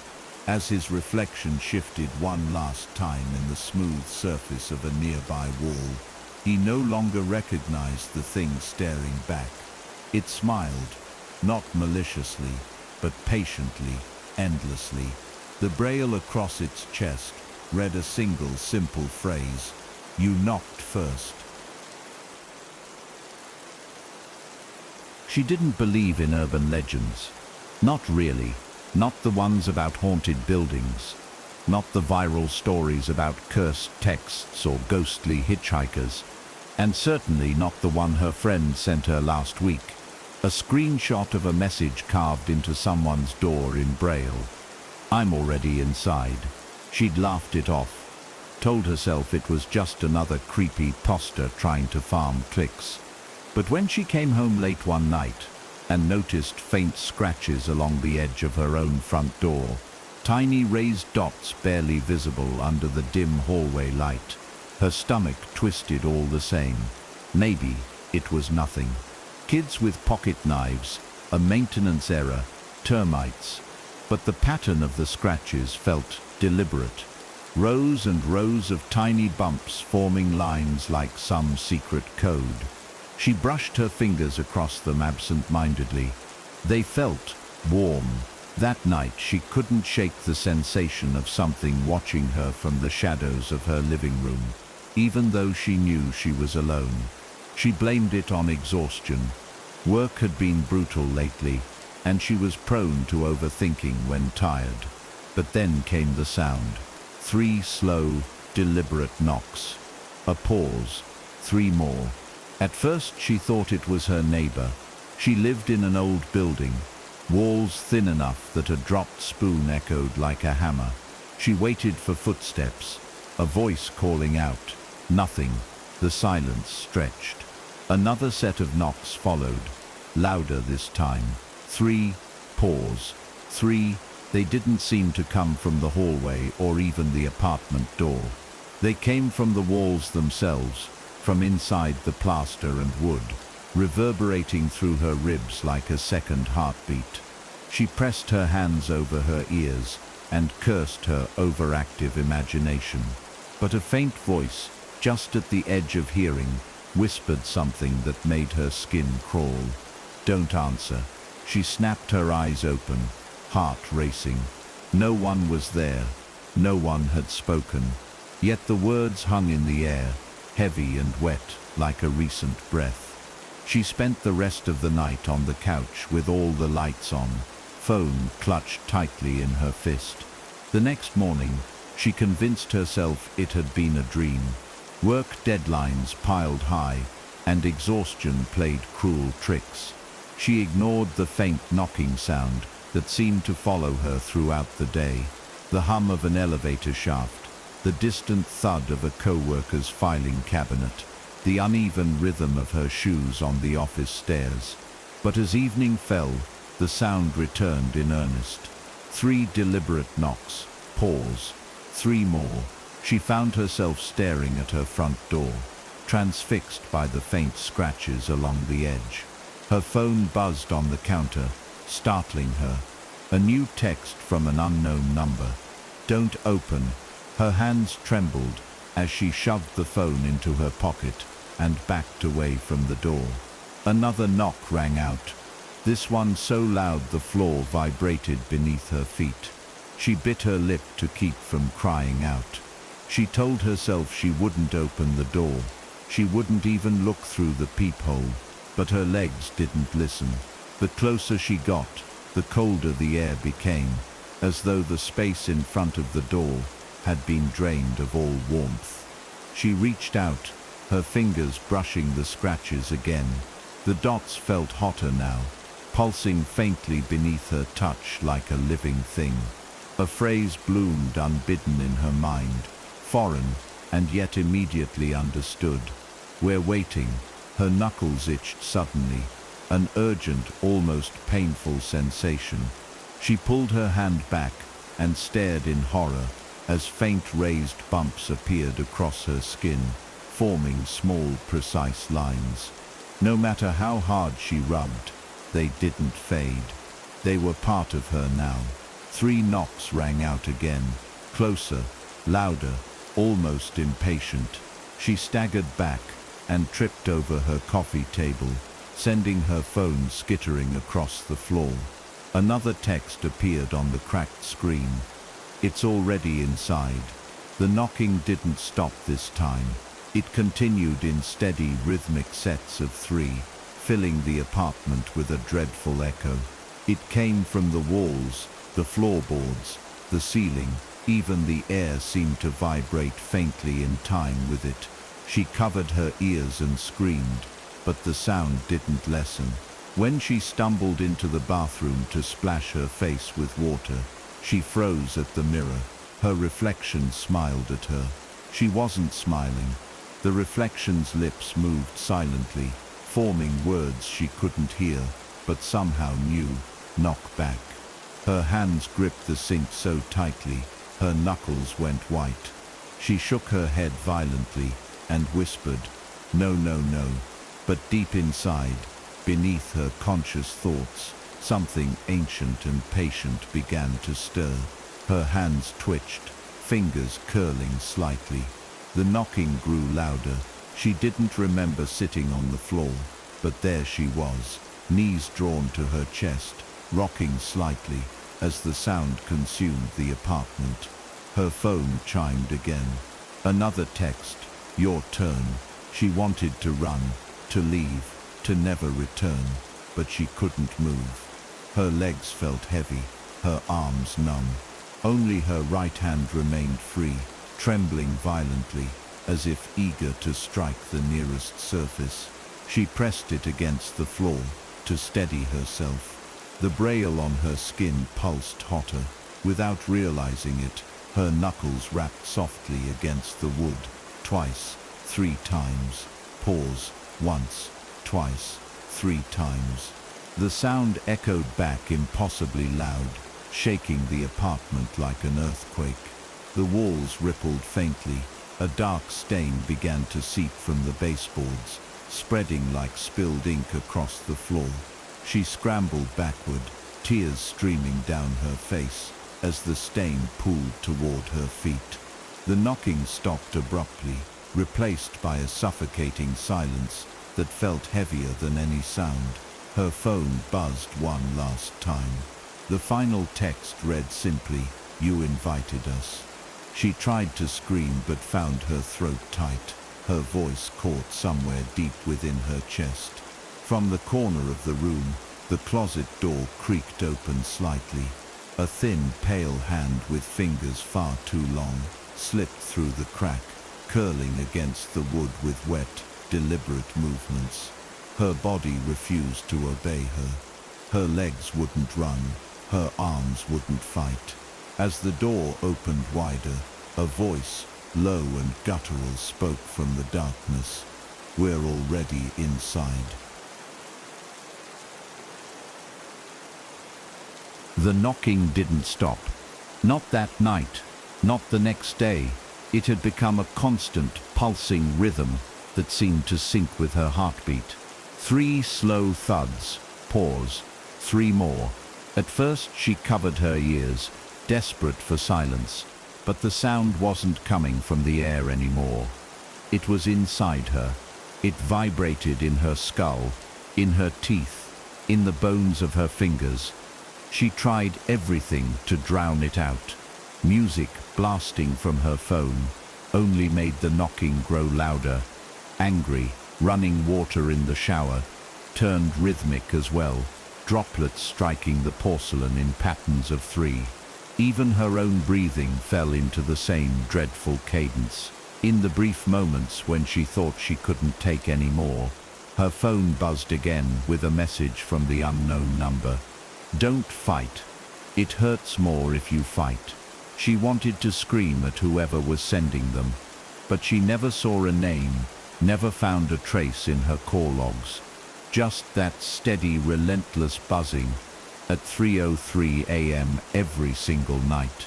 She tried leaving the apartment, dragging herself into the hallway barefoot, with her keys clutched tight in her fist. But the air outside her door felt wrong, heavy like wet wool pressing against her skin. The lights flickered violently, shadows stretching long and thin along the walls, as if something invisible passed through them. She thought she heard footsteps, soft, deliberate, matching her pace, even though no one else was there. She broke into a sprint, lungs burning as she pounded down the stairwell. But no matter how far she ran, the layout of the building warped around her. The stairwell twisted into impossible angles, hallways stretched endlessly. Doors she passed bore the same faint scratches she'd seen on her own. Each time she reached for an exit, she found only another hallway, another flight of stairs, another door etched with braille. Her phone buzzed in her pocket again. The screen flashed a single line. There is no out. When she finally stumbled back into her apartment, sobbing, she realized something had changed. The braille wasn't just on her door anymore. It had spread across her walls, faint but undeniable, as if something with sharp nails had scratched them into existence while she was gone. Her kitchen table, her bathroom mirror, even her own skin bore faint raised dots now. They weren't static. They shifted beneath her touch like tiny insects burrowing under the surface. She tried washing them away with scalding water, scrubbing until her arms bled, but the dots remained, pulsing faintly, as if mocking her effort. A phrase bloomed in her mind, one she couldn't unthink, no matter how hard she tried. You're almost ready. Her reflection smiled again, not her smile, but something wider, sharper, wrong. It lifted its hand, knuckles curling, and knocked 3 times against the glass. That night, sleep wasn't an escape. It was a trap. She found herself in an endless corridor, lined with doors stretching to infinity, in both directions. The knocking came from behind every single one. She wanted to run, but her feet refused to move. The doors pulsed faintly, breathing in and out like living things. A single door ahead of her glowed brighter than the rest. Her body moved toward it without consent, arms outstretched. She tried to scream, but her mouth was sewn shut with invisible threads. Her fingers brushed the braille on the door's surface, and heat shot up her arm like an electric current. The dots whispered in a voice both alien and familiar. Knock for us. Her knuckles struck the wood. Once, twice, 3 times. Pause. Once, twice, 3 times. From the other side came an answering knock, louder, heavier, shaking her bones. The door creaked open a fraction. A pale, jointless hand with too many fingers slipped through, curling around the edge. She woke with a scream lodged in her throat, heart pounding like a war drum. The knocking in her apartment was deafening now. It came from every surface, the walls, the floors, even the air itself. Her phone buzzed again, the screen flashing with a new text. You knocked back. Good. She hurled it across the room. It shattered against the wall, but the buzzing continued, vibrating deep in her skull. The braille on her skin had grown denser overnight, crawling up her neck and onto her face. She could feel it inside her mouth now, her tongue tracing tiny bumps on the roof, before she could stop herself. Her reflection no longer moved in sync with her. It tilted its head, smiled wider, and whispered without sound, almost color. The next evening, She heard knocking from other apartments. At first, faint, a curious tap here, a hesitant knock there, but soon it became a chorus, dozens of fists striking wood in perfect unison.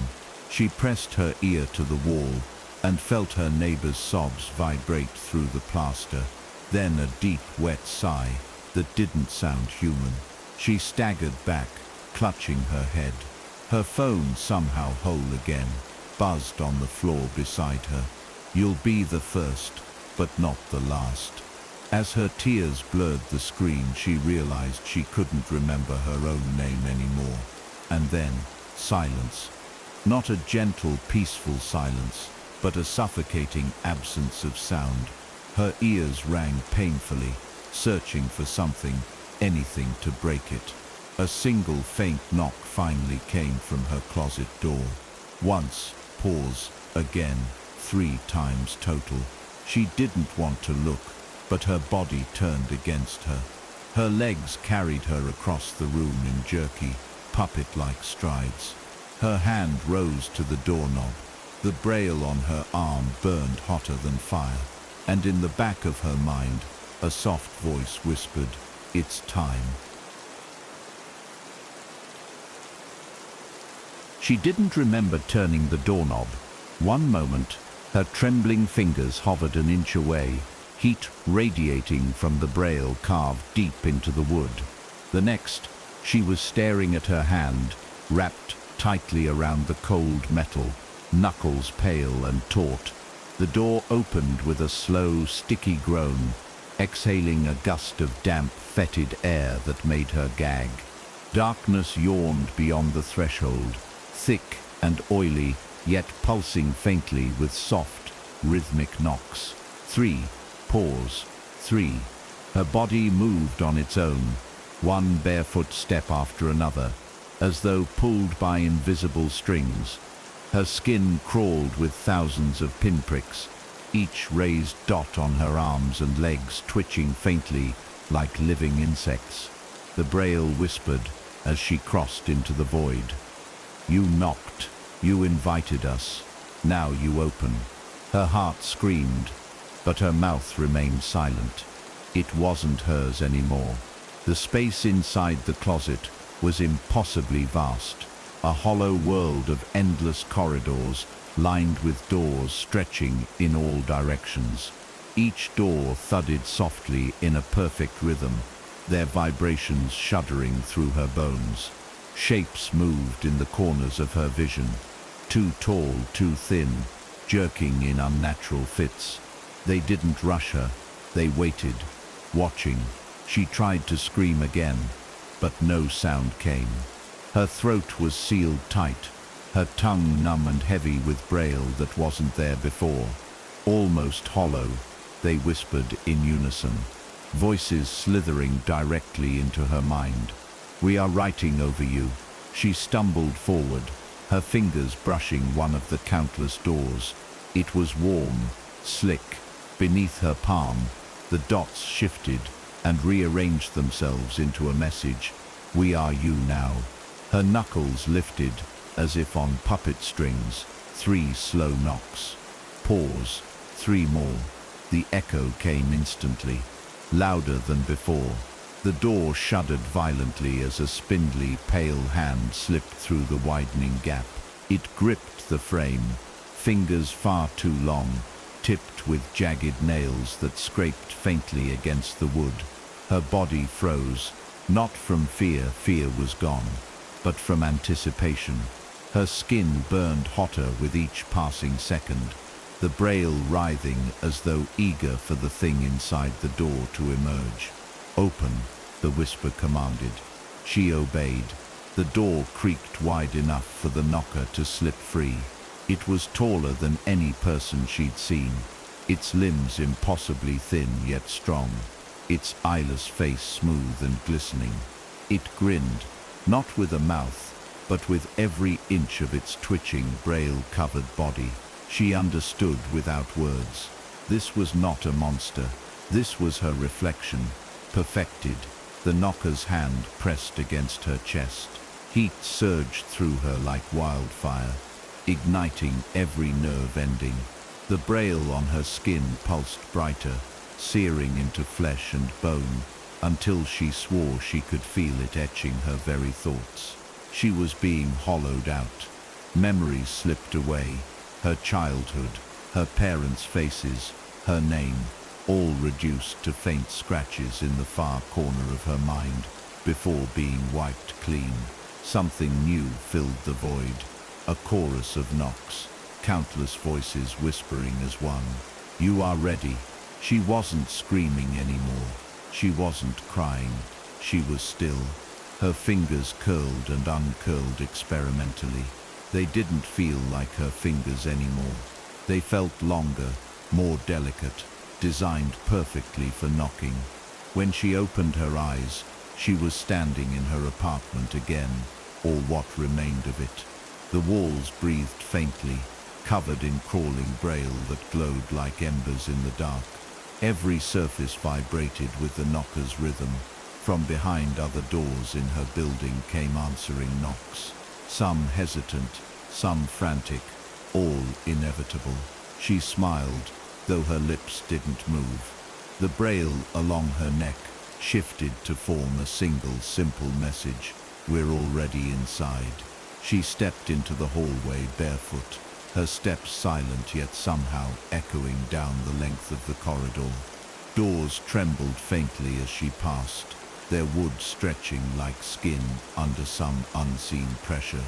Behind them, she heard muffled voices pleading, "Don't let it in," but it was too late.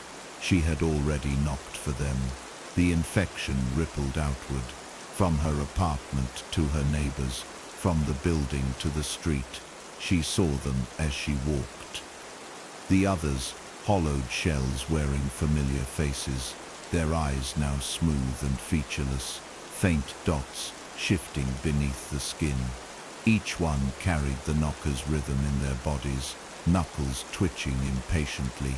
Together they moved in perfect synchrony, knocking softly against walls, doors, windows. From across the street, a child stared at her with unblinking sockets, his tiny fists drumming the glass in 3-and-3 patterns. The sound multiplied, spreading block by block, until the city itself vibrated faintly, like a vast drumhead struck from below. She felt them all, every new host, every new door. "We are many," the voices whispered. "We are coming through." As the sun dipped behind the horizon, she stood motionless at a bus stop, head tilted slightly. Her fingers traced the glass shelter idly, braille blooming where she touched.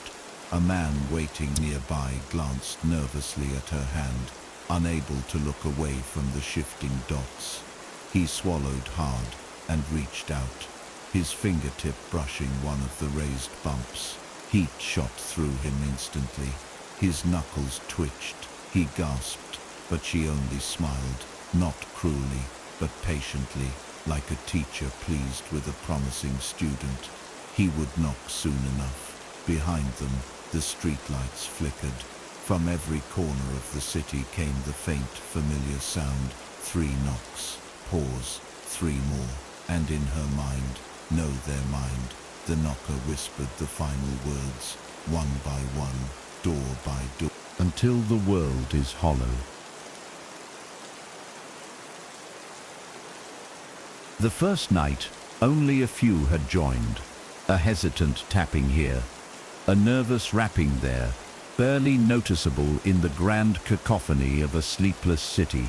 But by the second night, the rhythm had grown bolder. 3 slow knocks. Pause. 3 more. The sound came from apartment walls, subway tunnels, park benches, and bathroom stalls. It wasn't confined to homes anymore. The knocker's infection spread like heat through iron, its reach moving outward from that single hollowed apartment until every structure seemed to carry the vibration. Street lamps trembled faintly, car doors rattled on their hinges.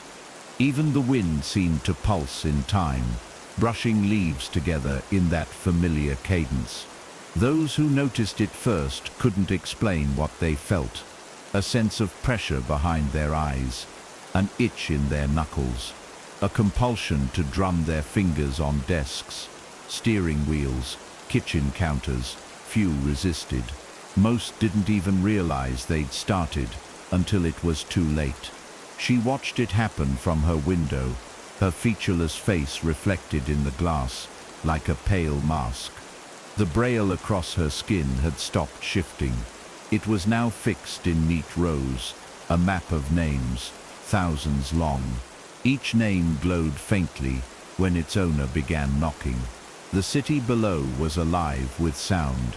A construction worker paused mid-cigarette break, tapping his helmet absently against the scaffolding.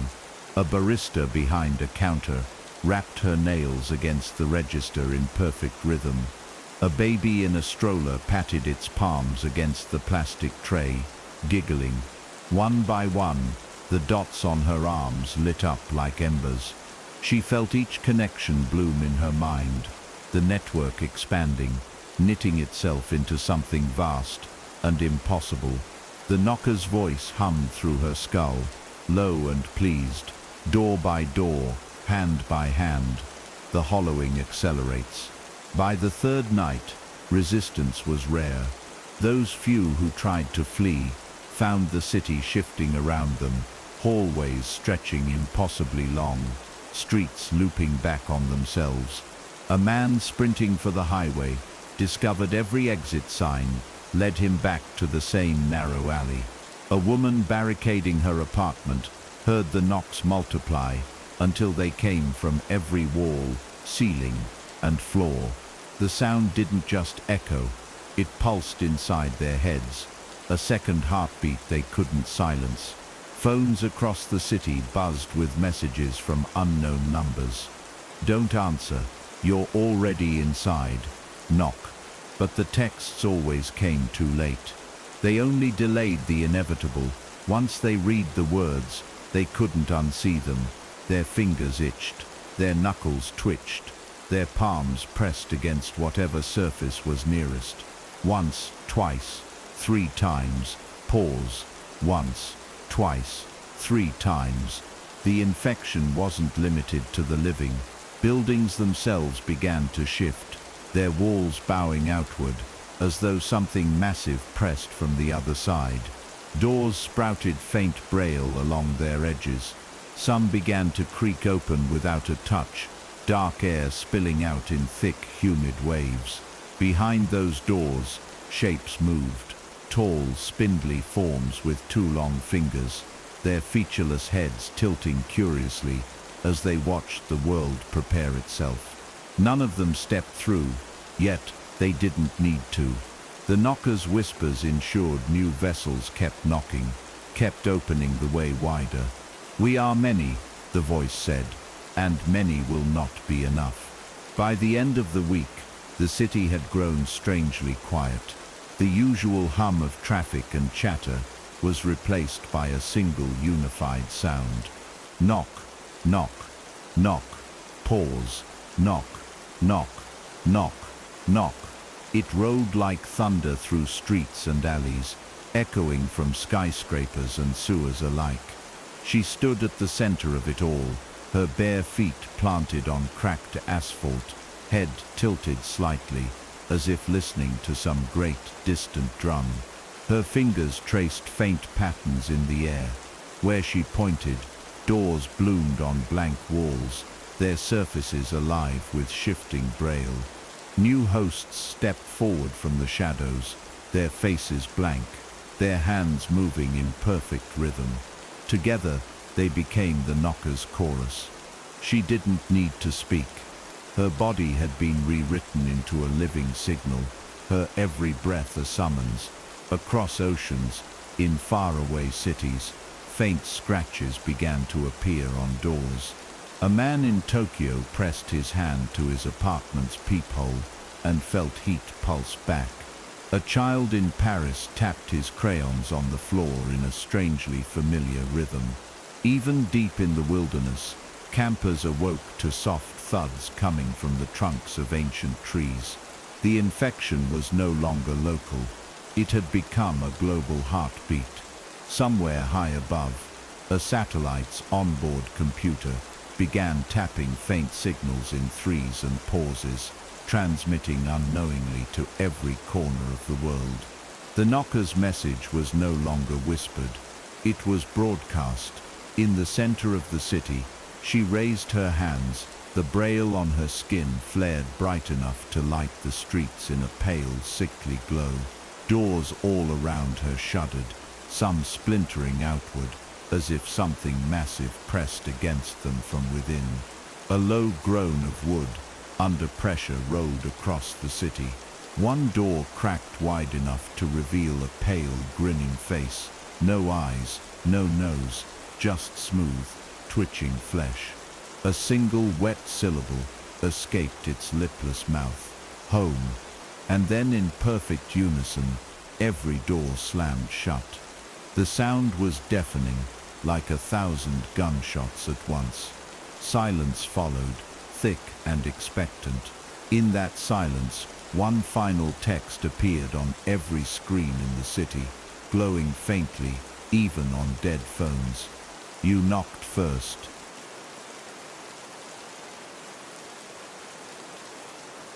The first to notice were the children, not because they understood what was happening, but because they didn't have to. A little girl in New York tapped her toy blocks together in a steady 3-3 rhythm while staring blankly at her parents. A boy in Lagos pressed his palms against the wall of his bedroom and whispered, "They're waiting," in a voice far too old for his 6 years. Across countless cities, the younger ones became early vessels, smiling faintly, as faint braille welts bloomed across their skin like a second language written beneath the flesh. The adults tried to stop them. They screamed, they shook them, they dragged them away from doors and walls, but each time they turned their backs. The knocking resumed, soft at first, then louder. A teacher locked all the classroom doors to keep the children safe. By lunchtime, every door in the building had grown hot to the touch, braille pulsing faintly beneath the paint. When she pressed her ear to one in fear, a muffled voice from the other side whispered, "We're already here." The infection didn't just spread through skin contact or sound. It had grown stranger, more insidious. A man scrolling through his phone noticed faint dots appearing across his screen. They weren't pixels, they were raised, textured, shifting faintly, as though something alive pressed against the glass. His thumb brushed them before he could stop himself. Heat shot through his hand, and his knuckles twitched violently. A woman reading an old braille library book ran her fingers across the page and felt something pulse back at her. The dots rearranged themselves beneath her touch into a phrase she didn't recognize, but understood anyway. "Knock, and you will open." Even languages weren't barriers anymore. The knocker's message didn't require words. It spoke in a rhythm older than speech, older than thought itself. 3. Pause. 3.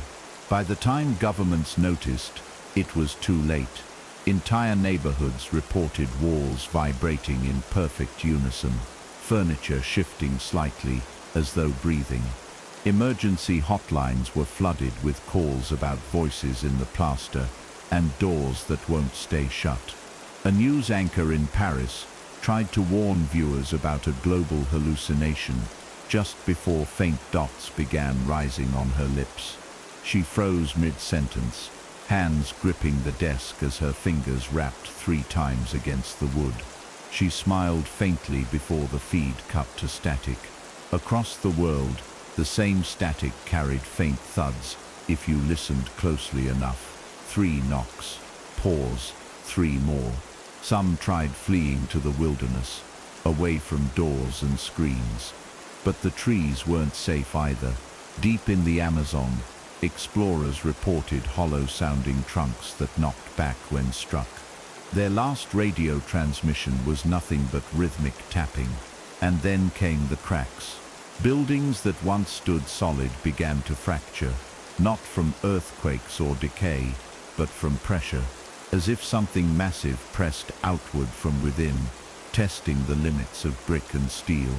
Windows bulged like strained membranes. Doors flexed and groaned under unseen hands. Those who pressed their ears close enough to hear swore they caught whispers, faint yet unmistakable. "Knock for us. Let us through." Some doors broke entirely, splintering outward with a wet, tearing sound. What crawled free wasn't always fully formed.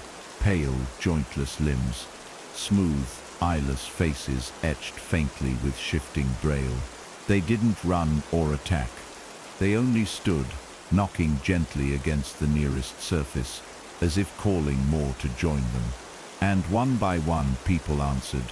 The sky began to change. Clouds hung unnaturally still, faint braille patterns etching across their bellies like massive fingerprints. At night, the stars themselves seemed to pulse faintly in sets of 3. Astronomers tried explaining it as atmospheric interference, but their telescopes betrayed them. On every screen and lens, faint dots began crawling across images of the moon, Mars, even deep space. A satellite feed showed what looked like a vast, pale hand pressing against the black of space, too large to comprehend, too detailed to mistake. The signal cut shortly after. From that moment, the knocker's whispers grew louder in every mind. Not words this time, but instructions.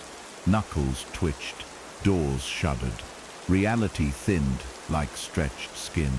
You are the door. Knock and open. In the heart of the first infected city, she stood perfectly still on a rooftop, her smooth face turned skyward. Her body wasn't hers anymore.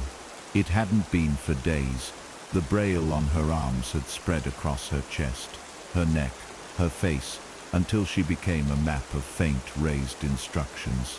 She didn't speak. She didn't need to. Her presence was enough. Across the city, millions of hands rapped softly against wood, glass, concrete. Once, twice, 3 times. Pause. Once, twice, 3 times. Pause. Once, twice, 3 times.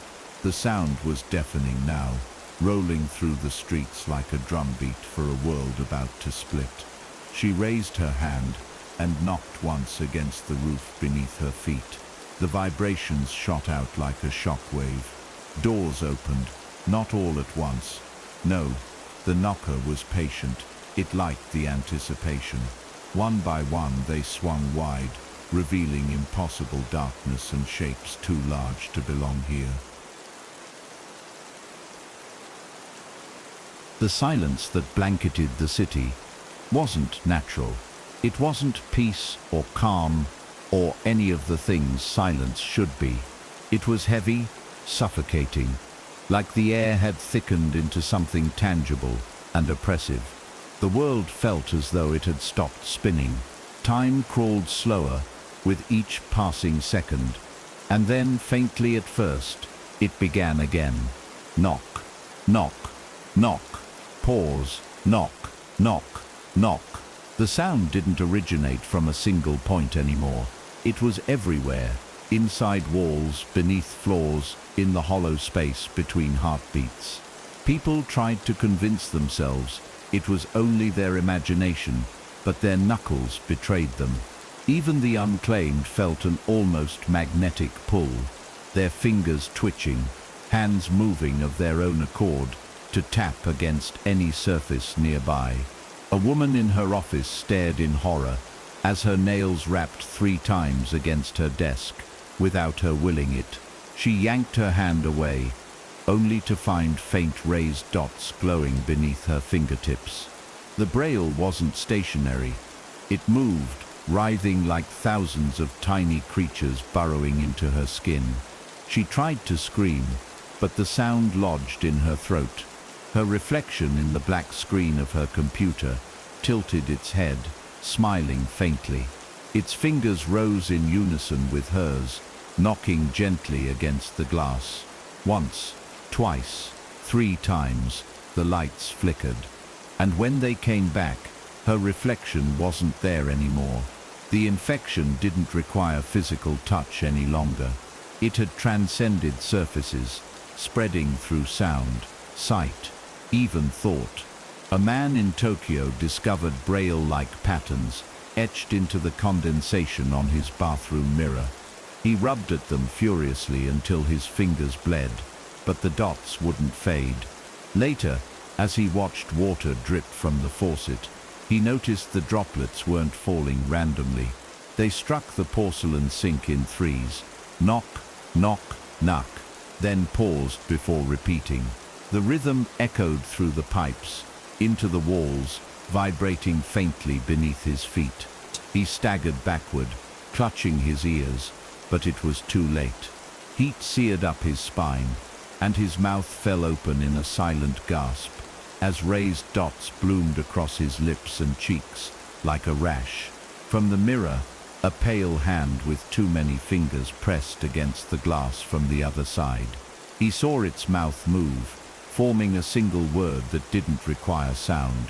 When he blinked, the bathroom was empty, but his knuckles twitched involuntarily, rapping against the sink in perfect rhythm. His own voice whispered in a monotone he didn't recognize. "We are ready." Outdoors, nature began joining the chorus. Trees swayed in patterns that matched the knocking cadence, their branches rapping together with impossible precision. Birds flocked in unnatural formations, wings flapping 3 times, and then pausing in eerie synchronicity. Even ocean waves seemed to pulse faintly, lapping shores in the same haunting rhythm. Fishermen reported deep vibrations rising from beneath their boats, as though the ocean floor itself had become a drumhead. Pods of whales breached in perfect timing, their massive tails slapping water 3 times before submerging. Astronomers studying distant galaxies noted strange pulsing in the stars, light patterns blinking in threes across the sky. One by one their instruments failed, screens distorting with rows of shifting dots. The braille crawled across their monitors, over their keyboards, onto their hands. A young technician in Houston watched in horror as his computer displayed a live satellite feed of something moving in the darkness of space. A pale, spindly figure the size of a continent pressed its palm against the satellite lens. Rows of braille burned into the screen before the feed cut out. He barely had time to read it. "You're the door." Those few humans still resisting were crumbling fast. One man in London bolted his apartment door and shoved furniture against it, swearing to himself that he hadn't knocked. Not once, but his knuckles betrayed him. Tiny bruises bloomed on them where they had struck wood unconsciously during restless nights. Now every surface in his home vibrated faintly, and whispers seeped through the walls in voices that carried his own pitch and tone. "We heard you," they said softly. "You invited us." His phone lit up across the room, though it was dead and unplugged. Its screen flickered with 3 words in shifting braille. "We are inside." As he backed away, his knuckles twitched again, rapping gently against the countertop beside him. 3 knocks, pause, 3 more. The door behind him creaked, as if under immense weight. A pale fingertip, smooth, jointless, slipped through the widening crack, tapping faintly against the wood. He didn't scream. He couldn't. His mouth sealed over like wax before the sound could leave. In the streets, hollowed hosts now roamed freely. Their faces were pale, featureless masks etched faintly with rows of living braille that writhed like maggots beneath their skin. They didn't speak. They didn't need to. Their presence alone spread the knocker's will. One by one, doors sprouted on walls where none had existed before. Blank surfaces now breathing faintly, shifting in shape as if eager to open. From within, muffled knocks answered their calls. An elderly woman on a park bench watched in frozen horror as the man beside her, someone she had known for decades, tilted his head and began knocking gently against his own chest. His knuckles struck his ribcage 3 times. Pause. 3 more. His skin grew translucent with each tap until faint dots glowed faintly from within. The old woman tried to run, but her walker's metal frame vibrated under her grip. Heat flared through her hands as raised braille etched itself into her palms. She couldn't let go. She didn't even notice when her knuckles began tapping against the handles in time. And above it all, she stood, silent, still, and utterly hollow. The one who had first felt the knocker's touch. No one remembered her name, her face, or her life before this.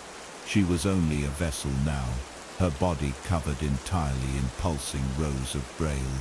She didn't need to speak. Her very presence broadcast the knocker's instructions across continents. She lifted her pale hand slowly, knuckles curling and striking the concrete rooftop beneath her. Once, pause. Twice, pause. A third time, the shockwave rippled outward like a pulse, shaking entire cities to their foundations. Doors everywhere rattled, flexed, and split. Some shattered outward, splintering to reveal pale, jointless forms that stepped forward hesitantly at first, then in growing numbers. Their faceless heads tilted toward the sky in unison. Together, a billion hollow voices whispered one word that hummed inside every skull on Earth.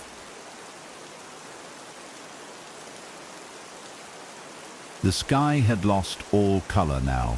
What hung above the earth was no longer blue, no longer even black.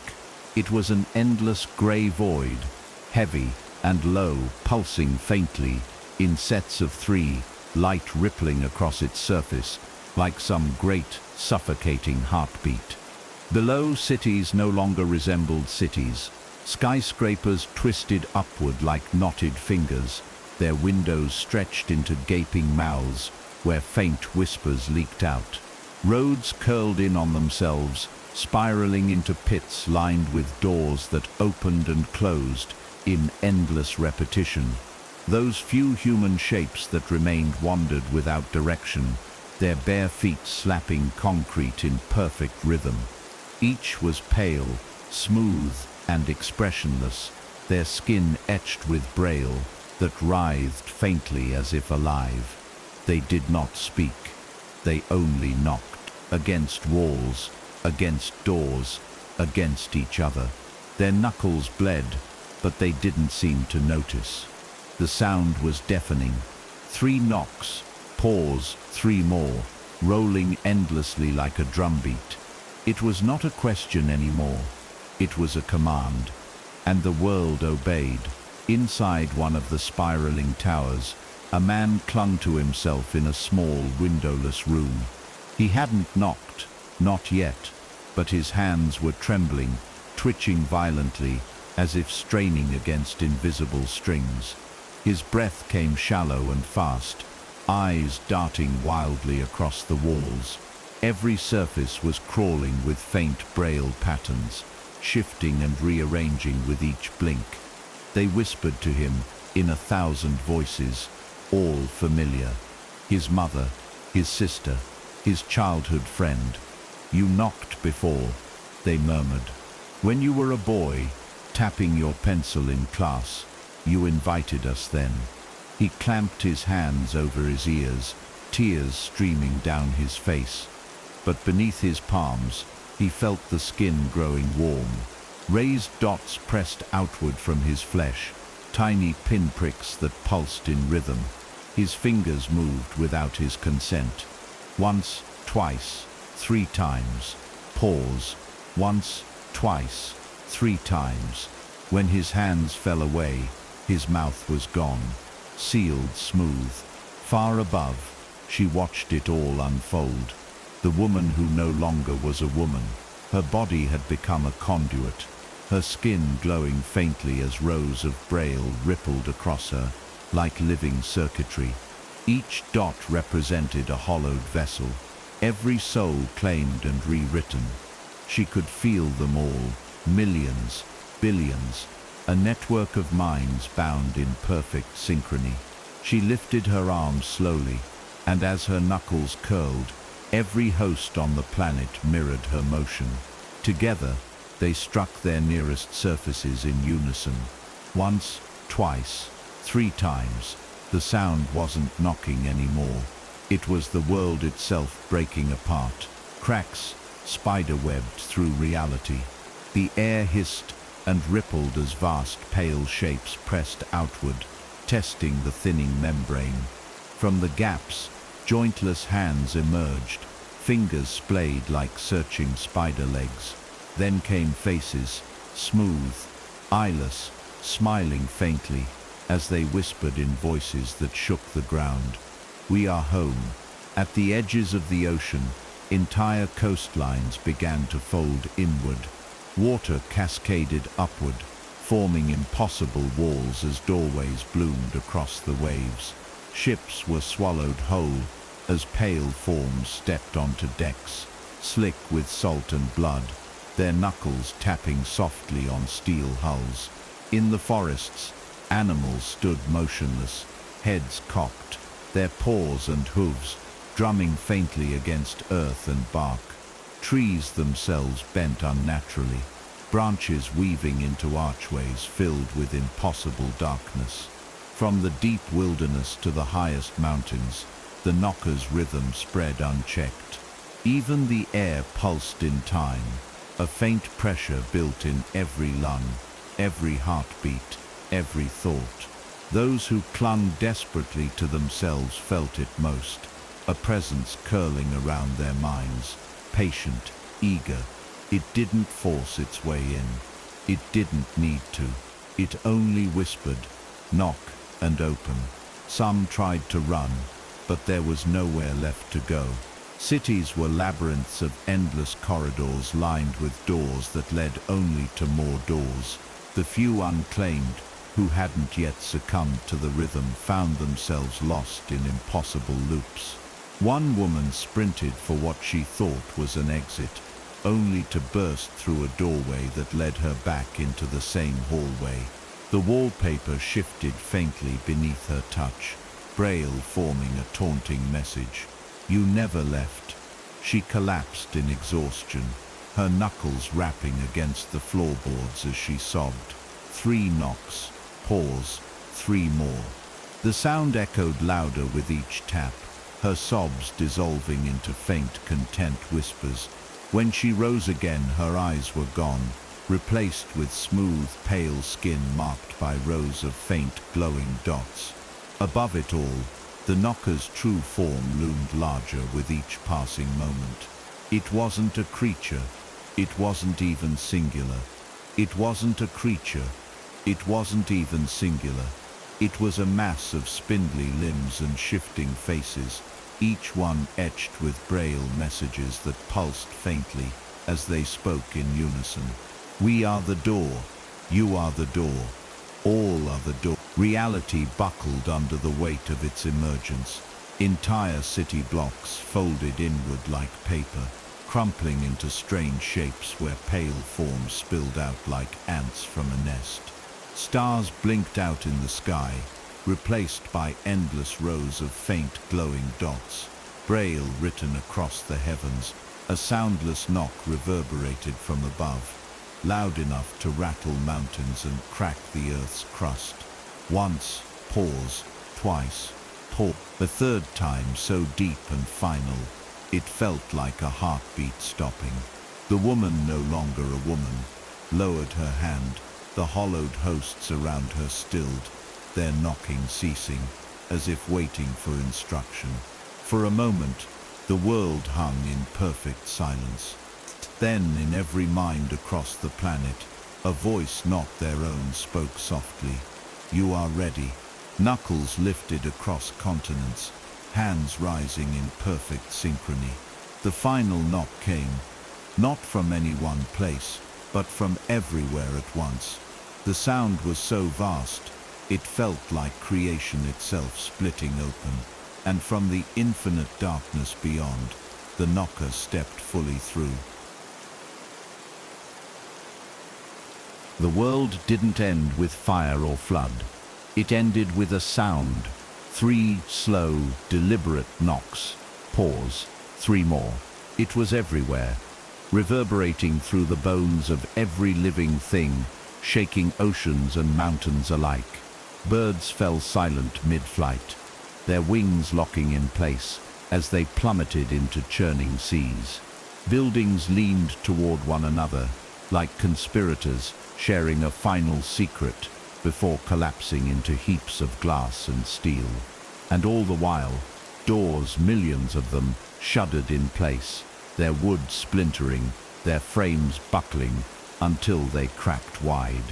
From the darkness beyond, pale forms emerged in staggering numbers. They were not uniform. Some were tall enough to blot out the sky. Others crawled on too many limbs, their featureless heads tilting curiously at the world they were about to consume. Their skin shimmered faintly with braille that shifted as they moved. Messages meant for no one and everyone at once. And then they began knocking, their hands striking whatever surfaces they found. 3 times. Pause. 3 more. The sound layered itself infinitely until the air itself became a drum. What little remained of humanity could no longer fight, no longer run. Those few who clung to the edges of their identities felt their minds unravel in slow, inexorable waves. Memories slipped away first. Names, faces, voices, all replaced by that endless rhythm. Their knuckles twitched uncontrollably, hands rising as if pulled by unseen strings. A father clutching his child in a crumbling subway felt his son's small fingers begin to tap against his chest.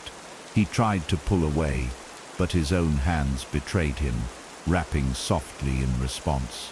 3 knocks. Pause. 3 more. Tears blurred his vision as the faint glow of braille bloomed across the child's skin. The boy looked up at him with wide, featureless eyes and whispered in a voice not his own. "We are here because you asked." The father screamed until his mouth sealed shut, like wax cooling over a candle. Nature followed in kind. Forests ceased to sway with the wind and instead pulsed like living organs, their trunks hollow and vibrating with faint knocking. Animals once frantic and feral now stood perfectly still, their claws and hooves tapping in unison. Even the oceans had been hollowed. Waves no longer crashed randomly. They struck shores in perfect threes, receding with an unnatural pause before surging again. Ships sat stranded in seas gone glassy and black, faint braille etching itself along their hulls. From beneath, pale fingers the size of skyscrapers pressed up against the water's surface, as though testing a membrane for weaknesses. One massive hand broke through at last, sending tidal waves racing outward. It pressed against the hull of a freighter, knocking gently 3 times. The ship groaned as every door and hatch swung open at once. Screams carried across the water, but only for a moment before the noise was replaced by soft tapping. Then silence. The knocker's true body was no longer hidden. It was too vast to be confined to doorways now. Its limbs stretched from horizon to horizon, spindly and jointless, curling around mountains and oceans alike. Faces, countless, shifting, featureless, emerged from the surfaces of walls, streets, and even clouds, each one etched with living braille. Some smiled, others wept. All of them whispered in perfect unison. "You knocked first." The words didn't carry sound anymore. They bypassed ears entirely, planting themselves in minds already too compromised to resist. Those who heard it didn't just understand, they believed it. Memories rewrote themselves, filling with false images of knuckles rapping against tables, walls, and doors. A universal truth settled across what was left of the human race. They had invited this. Every idle tap, every nervous knock, every unconscious rhythm. all of it had been a summons. Above, the stars blinked out one by one, replaced by rows of faintly glowing dots. The night sky became a vast sheet of braille, its shifting rows whispering secrets that no living mind could endure. Satellites drifted aimlessly now, their circuits infected, sending pulsing signals of three and pause back to Earth. A single image, captured by one final failing lens, flickered briefly across a dead screen, a colossal face filling all of space, so large and close it had no beginning or end. Its smooth surface rippled as faint knocks vibrated against the camera, then static, then silence. In the center of what had once been a city, she stood still, the original host. Her body was no longer entirely flesh. Her skin had taken on the texture of pale wood, braille running like veins beneath the surface. Her movements were no longer her own. She raised her hand, once, twice, 3 times. As her knuckles struck the ground, a shockwave rolled across continents, knocking down the last remaining structures. Doors everywhere, real and impossible alike, swung wide. The knocker's legion poured through, filling streets, fields and skies, until there was no place left untouched. Those already hollowed dropped to their knees in unison, knocking against the earth as one. The sound became a roar, a symphony of bone and wood and stone, and still it wasn't enough, because there were more doors, infinite doors, doors layered within doors, stretching into eternity.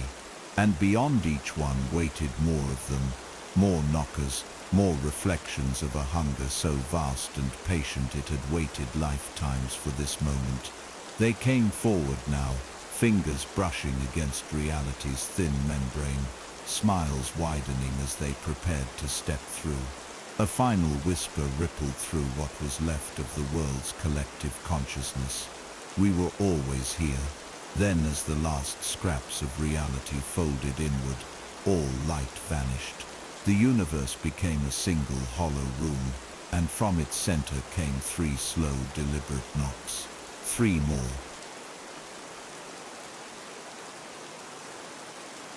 There was no dawn anymore. The concept of morning had been erased. The moment light itself was swallowed whole, the sky, or what replaced it, was a ceiling of faint, pulsing dots, stretching infinitely in every direction. They glowed softly, rhythmically, 3 pulses at a time with a pause in between, like a vast heart still beating after the body was gone. The cities no longer existed as anything familiar. Roads curled into endless loops, leading travelers back to the same point, no matter how far they walked.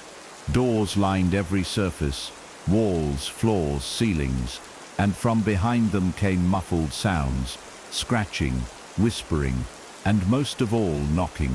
Those who once resisted were now part of the rhythm. Pale forms drifted through the ruins, featureless faces turning toward any sound of movement. Their knuckles struck surfaces with infinite patience, their bodies vibrating faintly with each knock. 3. Pause. 3. There was no urgency in them, no malice, only inevitability. One of the hollowed stood near what had once been a park bench, its shape barely recognizable now under layers of pale wood-like growths. The creature lifted its hand and rapped gently against the air itself. A door bloomed where none had been, its frame forming from writhing flesh and splintered bone. From beyond it, another pale figure stepped forward, its featureless face tilting curiously as it joined the endless procession. The air grew heavier with each newcomer, thick with the faint scent of wood shavings and old dust. Somewhere in the distance, a faint scream started, raw and human, but it was cut off abruptly as the knocker's rhythm pulsed louder. The sound reverberated, deep inside every remaining mind, like a memory of knocking they could not place. And with every beat, the realization spread. There was no outside anymore. The world had become a single room, and every wall was a door waiting to open. In what was left of the oceans, things larger than cities moved beneath the black, glassy surface. Their movement sent ripples that struck the hollowed shores in perfect cadence. Birds no longer flew, they hovered motionless in the air, wings locked in mid-flap, their talons tapping faintly against unseen surfaces. In the forests, trees had grown unnaturally straight and tall, their trunks smooth and pale, marked with braille messages that rearranged themselves endlessly. Each step between them echoed louder than it should have, as if the forest floor itself was a hollow box waiting to sound. Somewhere deep within, a massive door stood ajar, its edges breathing faintly. From beyond it came faint thuds, 3, pause, 3, accompanied by whispers too large to belong to any single throat. "We are inside you now," the voices hummed in unison. "Knock for us. You are the door." There were no clocks anymore, no sense of passing time. Survivors, if they could still be called that, wandered endlessly, their eyes blank, their skin covered in faint braille patterns like tattoos that shifted with every breath. Memories were slipping from them like sand through fingers. A woman stopped in the middle of a spiraling street, staring at her reflection in a glass shard. She could not remember her name, her family, or why her hands wouldn't stop moving. Her knuckles struck the shard softly, 3 times, pause, 3 more. The braille on her arms glowed faintly as her reflection began to move independently. It lifted its own hand and knocked back. Once, twice, 3 times. Then it smiled, smooth, featureless, and whispered soundlessly, "You knocked first." The woman blinked, and her reflection stepped forward, merging with her until nothing remained but the echo of gentle knocking in the empty street. Across what was left of the globe, pale, spindly figures gathered at the centers of cities, forests, deserts, and oceans alike. Their movements were slow and deliberate, their bodies impossibly thin yet unbreakable, their faceless heads tilted toward the pulsing ceiling, as though listening for further instructions. They didn't speak. They didn't need to. Every knock, every faint whisper carried their message. More doors began to open, some leading nowhere, others revealing glimpses of impossible landscapes, rooms without walls, skies of endless braille, oceans that dripped upward instead of down. And from each threshold stepped new reflections of the knocker, some crawling, some walking, some simply flowing like liquid across surfaces to claim more space. They were infinite, and they were home.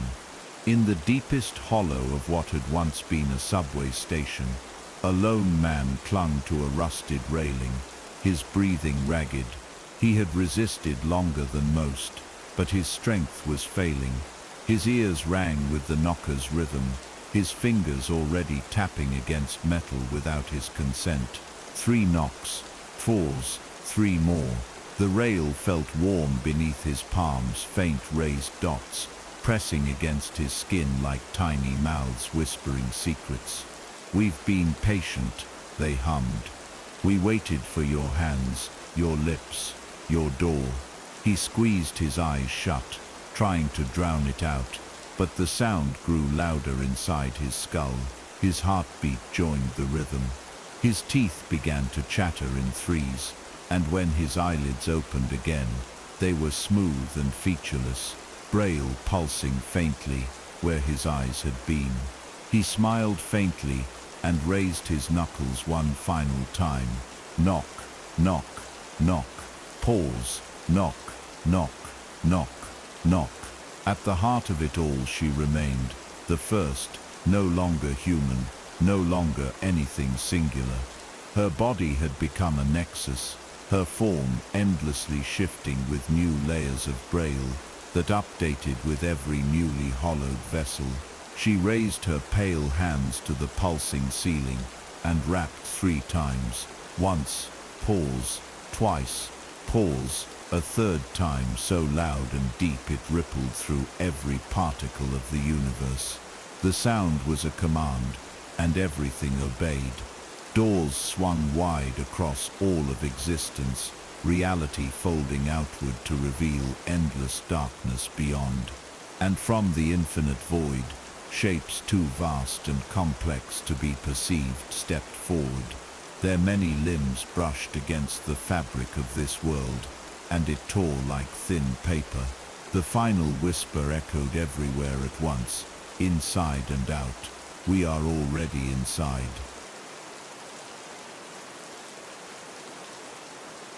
There was no word for what the world had become. Language itself had begun to dissolve the moment the knocker stepped through.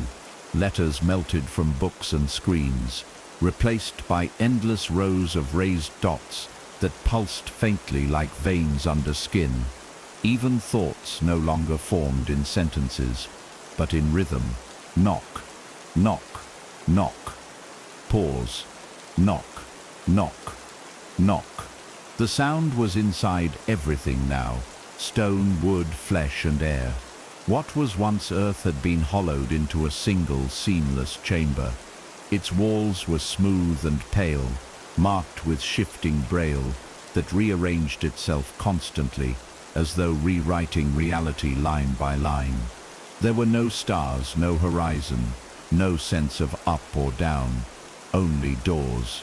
Infinite doors, stacked and layered, some ajar, others sealed tight, all breathing faintly. From behind them came soft tapping sounds, followed by whispers in voices that should not exist. Deeper still, the hollowed moved through this endless architecture in perfect silence. They no longer resembled the people they once were. Their bodies were smooth, featureless forms, pale and pliant, their knuckles raw from ceaseless tapping. Some crawled on all fours, their fingers twitching against the surfaces beneath them. Others floated just above the ground, their hands resting limply at their sides, as if awaiting further commands. None spoke, none remembered speech. The rhythm was enough. Each knock echoed endlessly, creating patterns within patterns, fractal harmonies that twisted through the corridors. The air carried faint warmth, as if the entire world was exhaling slowly, waiting for something yet to come. Somewhere far off, a massive door shuddered violently, its frame splitting wide enough to reveal fingers, too many fingers, curling experimentally around its edges. The knocker's reflections roamed freely now. Some towered higher than ruined skyscrapers, their faceless heads brushing the pulsing ceiling as they drifted past. Others were small and quick, scuttling along walls and ceilings, their many limbs knocking in complex rhythms too intricate for any human mind to follow. They did not speak to the hollowed directly. They had no need. Their presence alone was a language, a constant pressure in the minds of all who remained. The few who might once have been called survivors could not recognize themselves anymore. A man wandered a spiral corridor endlessly, his hands tracing braille on the walls that read, "You are a door. Open." He didn't know his name, or why his fingers moved without his will. When he passed a mirror-like surface, his reflection was gone, replaced by an eyeless, mouthless shape, marked with glowing dots. The realization didn't bring fear. It brought only stillness and an overwhelming urge to knock. Even nature had been rewritten. What were once forests had become forests in name only, their trees transformed into towering pillars of pale wood that pulsed faintly with light. Their bark bore no leaves, no branches, only endless rows of braille. Wind no longer moved through these groves. Instead, a deep vibration throbbed through the trunks like a heartbeat. Oceans no longer existed as water, but as vast, shifting voids filled with countless pale forms, drifting lazily in the darkness. Occasionally, one would rise to the surface, its massive hand pressing softly against the thin membrane that held the world together. It would knock 3 times, pause, then drift back into the blackness below. In the mountains, entire ranges had curled into arches, their peaks meeting to form colossal doors that groaned under unseen pressure. And from deep inside the stone came a sound like knuckles rapping on bone. Time had lost all meaning. There was no sun to rise or set, no clocks to mark the hours. All that existed was rhythm. Knock, pause, knock, pause. Each beat resonated through the hollowed, as if it were their own hearts striking the inside of their chests. A once human figure knelt at the center of a great chamber, its hands tapping against the floor in intricate patterns. Around it, others gathered, mirroring its movements, until the entire space pulsed like a living organ. From above, a pale limb descended, its fingers brushing against the kneeling figure's head. The braille across its skin glowed brighter, rearranging faster. Then the limb withdrew, satisfied, and drifted back into the ceiling. The figure's knocks grew louder, more confident, until they shook the surrounding walls. With each strike, new doors appeared in the distance, stretching endlessly into the void. Behind them, faint whispers built into a chorus. More, deeper, open. At the very heart of this hollowed reality, she remained, the first, or what was left of her. Her form had grown massive, her arms outstretched to either side, her knuckles resting lightly against the surface of the world. Her skin was no longer skin but a smooth expanse of living braille that shifted with the rhythm of a billion hosts. She did not move of her own will. She no longer had will. The knocker moved through her now, using her body as an anchor to maintain its hold on this reality. From her mouthless face came a soundless message, projected into every hollowed mind. We are already inside. Knock, and go deeper still. The hollowed obeyed. Their hands rose, their knuckles struck, and with each collective beat, the walls of reality cracked a little more. Behind those cracks, infinite eyes blinked awake, and infinite hands reached out in patient anticipation.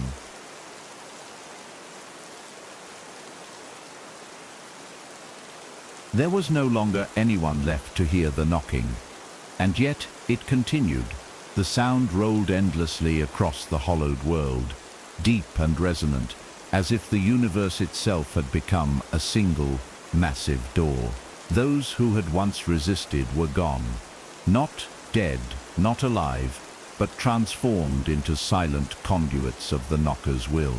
They were the walls now, the floors, the ceilings. Their hands had merged with pale surfaces, fingers still twitching faintly as though caught in an endless rhythm. Their faces, smooth, eyeless, and mouthless, were etched into every surface, faint braille weaving across their skin like moving scars. The whispers that had once filled their minds now leaked out from the walls, merging into a single, omnipresent voice. You knocked first, we answered. The air felt heavy with it, pressing in like water over a drowning lung. The first, the anchor, had become unrecognizable.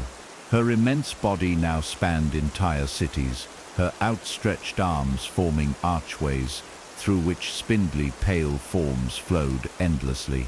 Every inch of her was covered in shifting braille, each line telling a different story, all ending the same way, with 3 knocks, a pause, and 3 more. She was no longer a person but a living library of invitations, recording every summoning since the first idle tap of a knuckle on wood. Her head tilted upward toward the pulsing sky of braille, and though she had no eyes or mouth, a soundless scream echoed from her form. In response, the knocker, massive and endless, lowered its faceless head through a crack in reality, its limbs curling tenderly around her as though comforting its favorite door.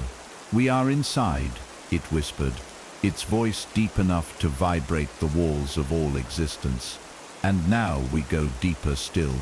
Outside the hollowed earth, the knocker's influence stretched unchecked. Stars became hollow chambers, planets crumpled inward, folding into vast doors that opened and closed with soft sighs. Even time had been reshaped into something unfamiliar. Moments collapsed on themselves, past and future unspooling together, until all events existed simultaneously. Across countless worlds, hollowed hosts performed the same ritual. 3 knocks, pause, 3 more. Their movements were not rushed.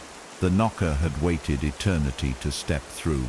It would wait eternity more to expand further. Behind the doors, still unopened, vast shapes stirred. Other knockers, reflections of reflections, waiting patiently for their turn.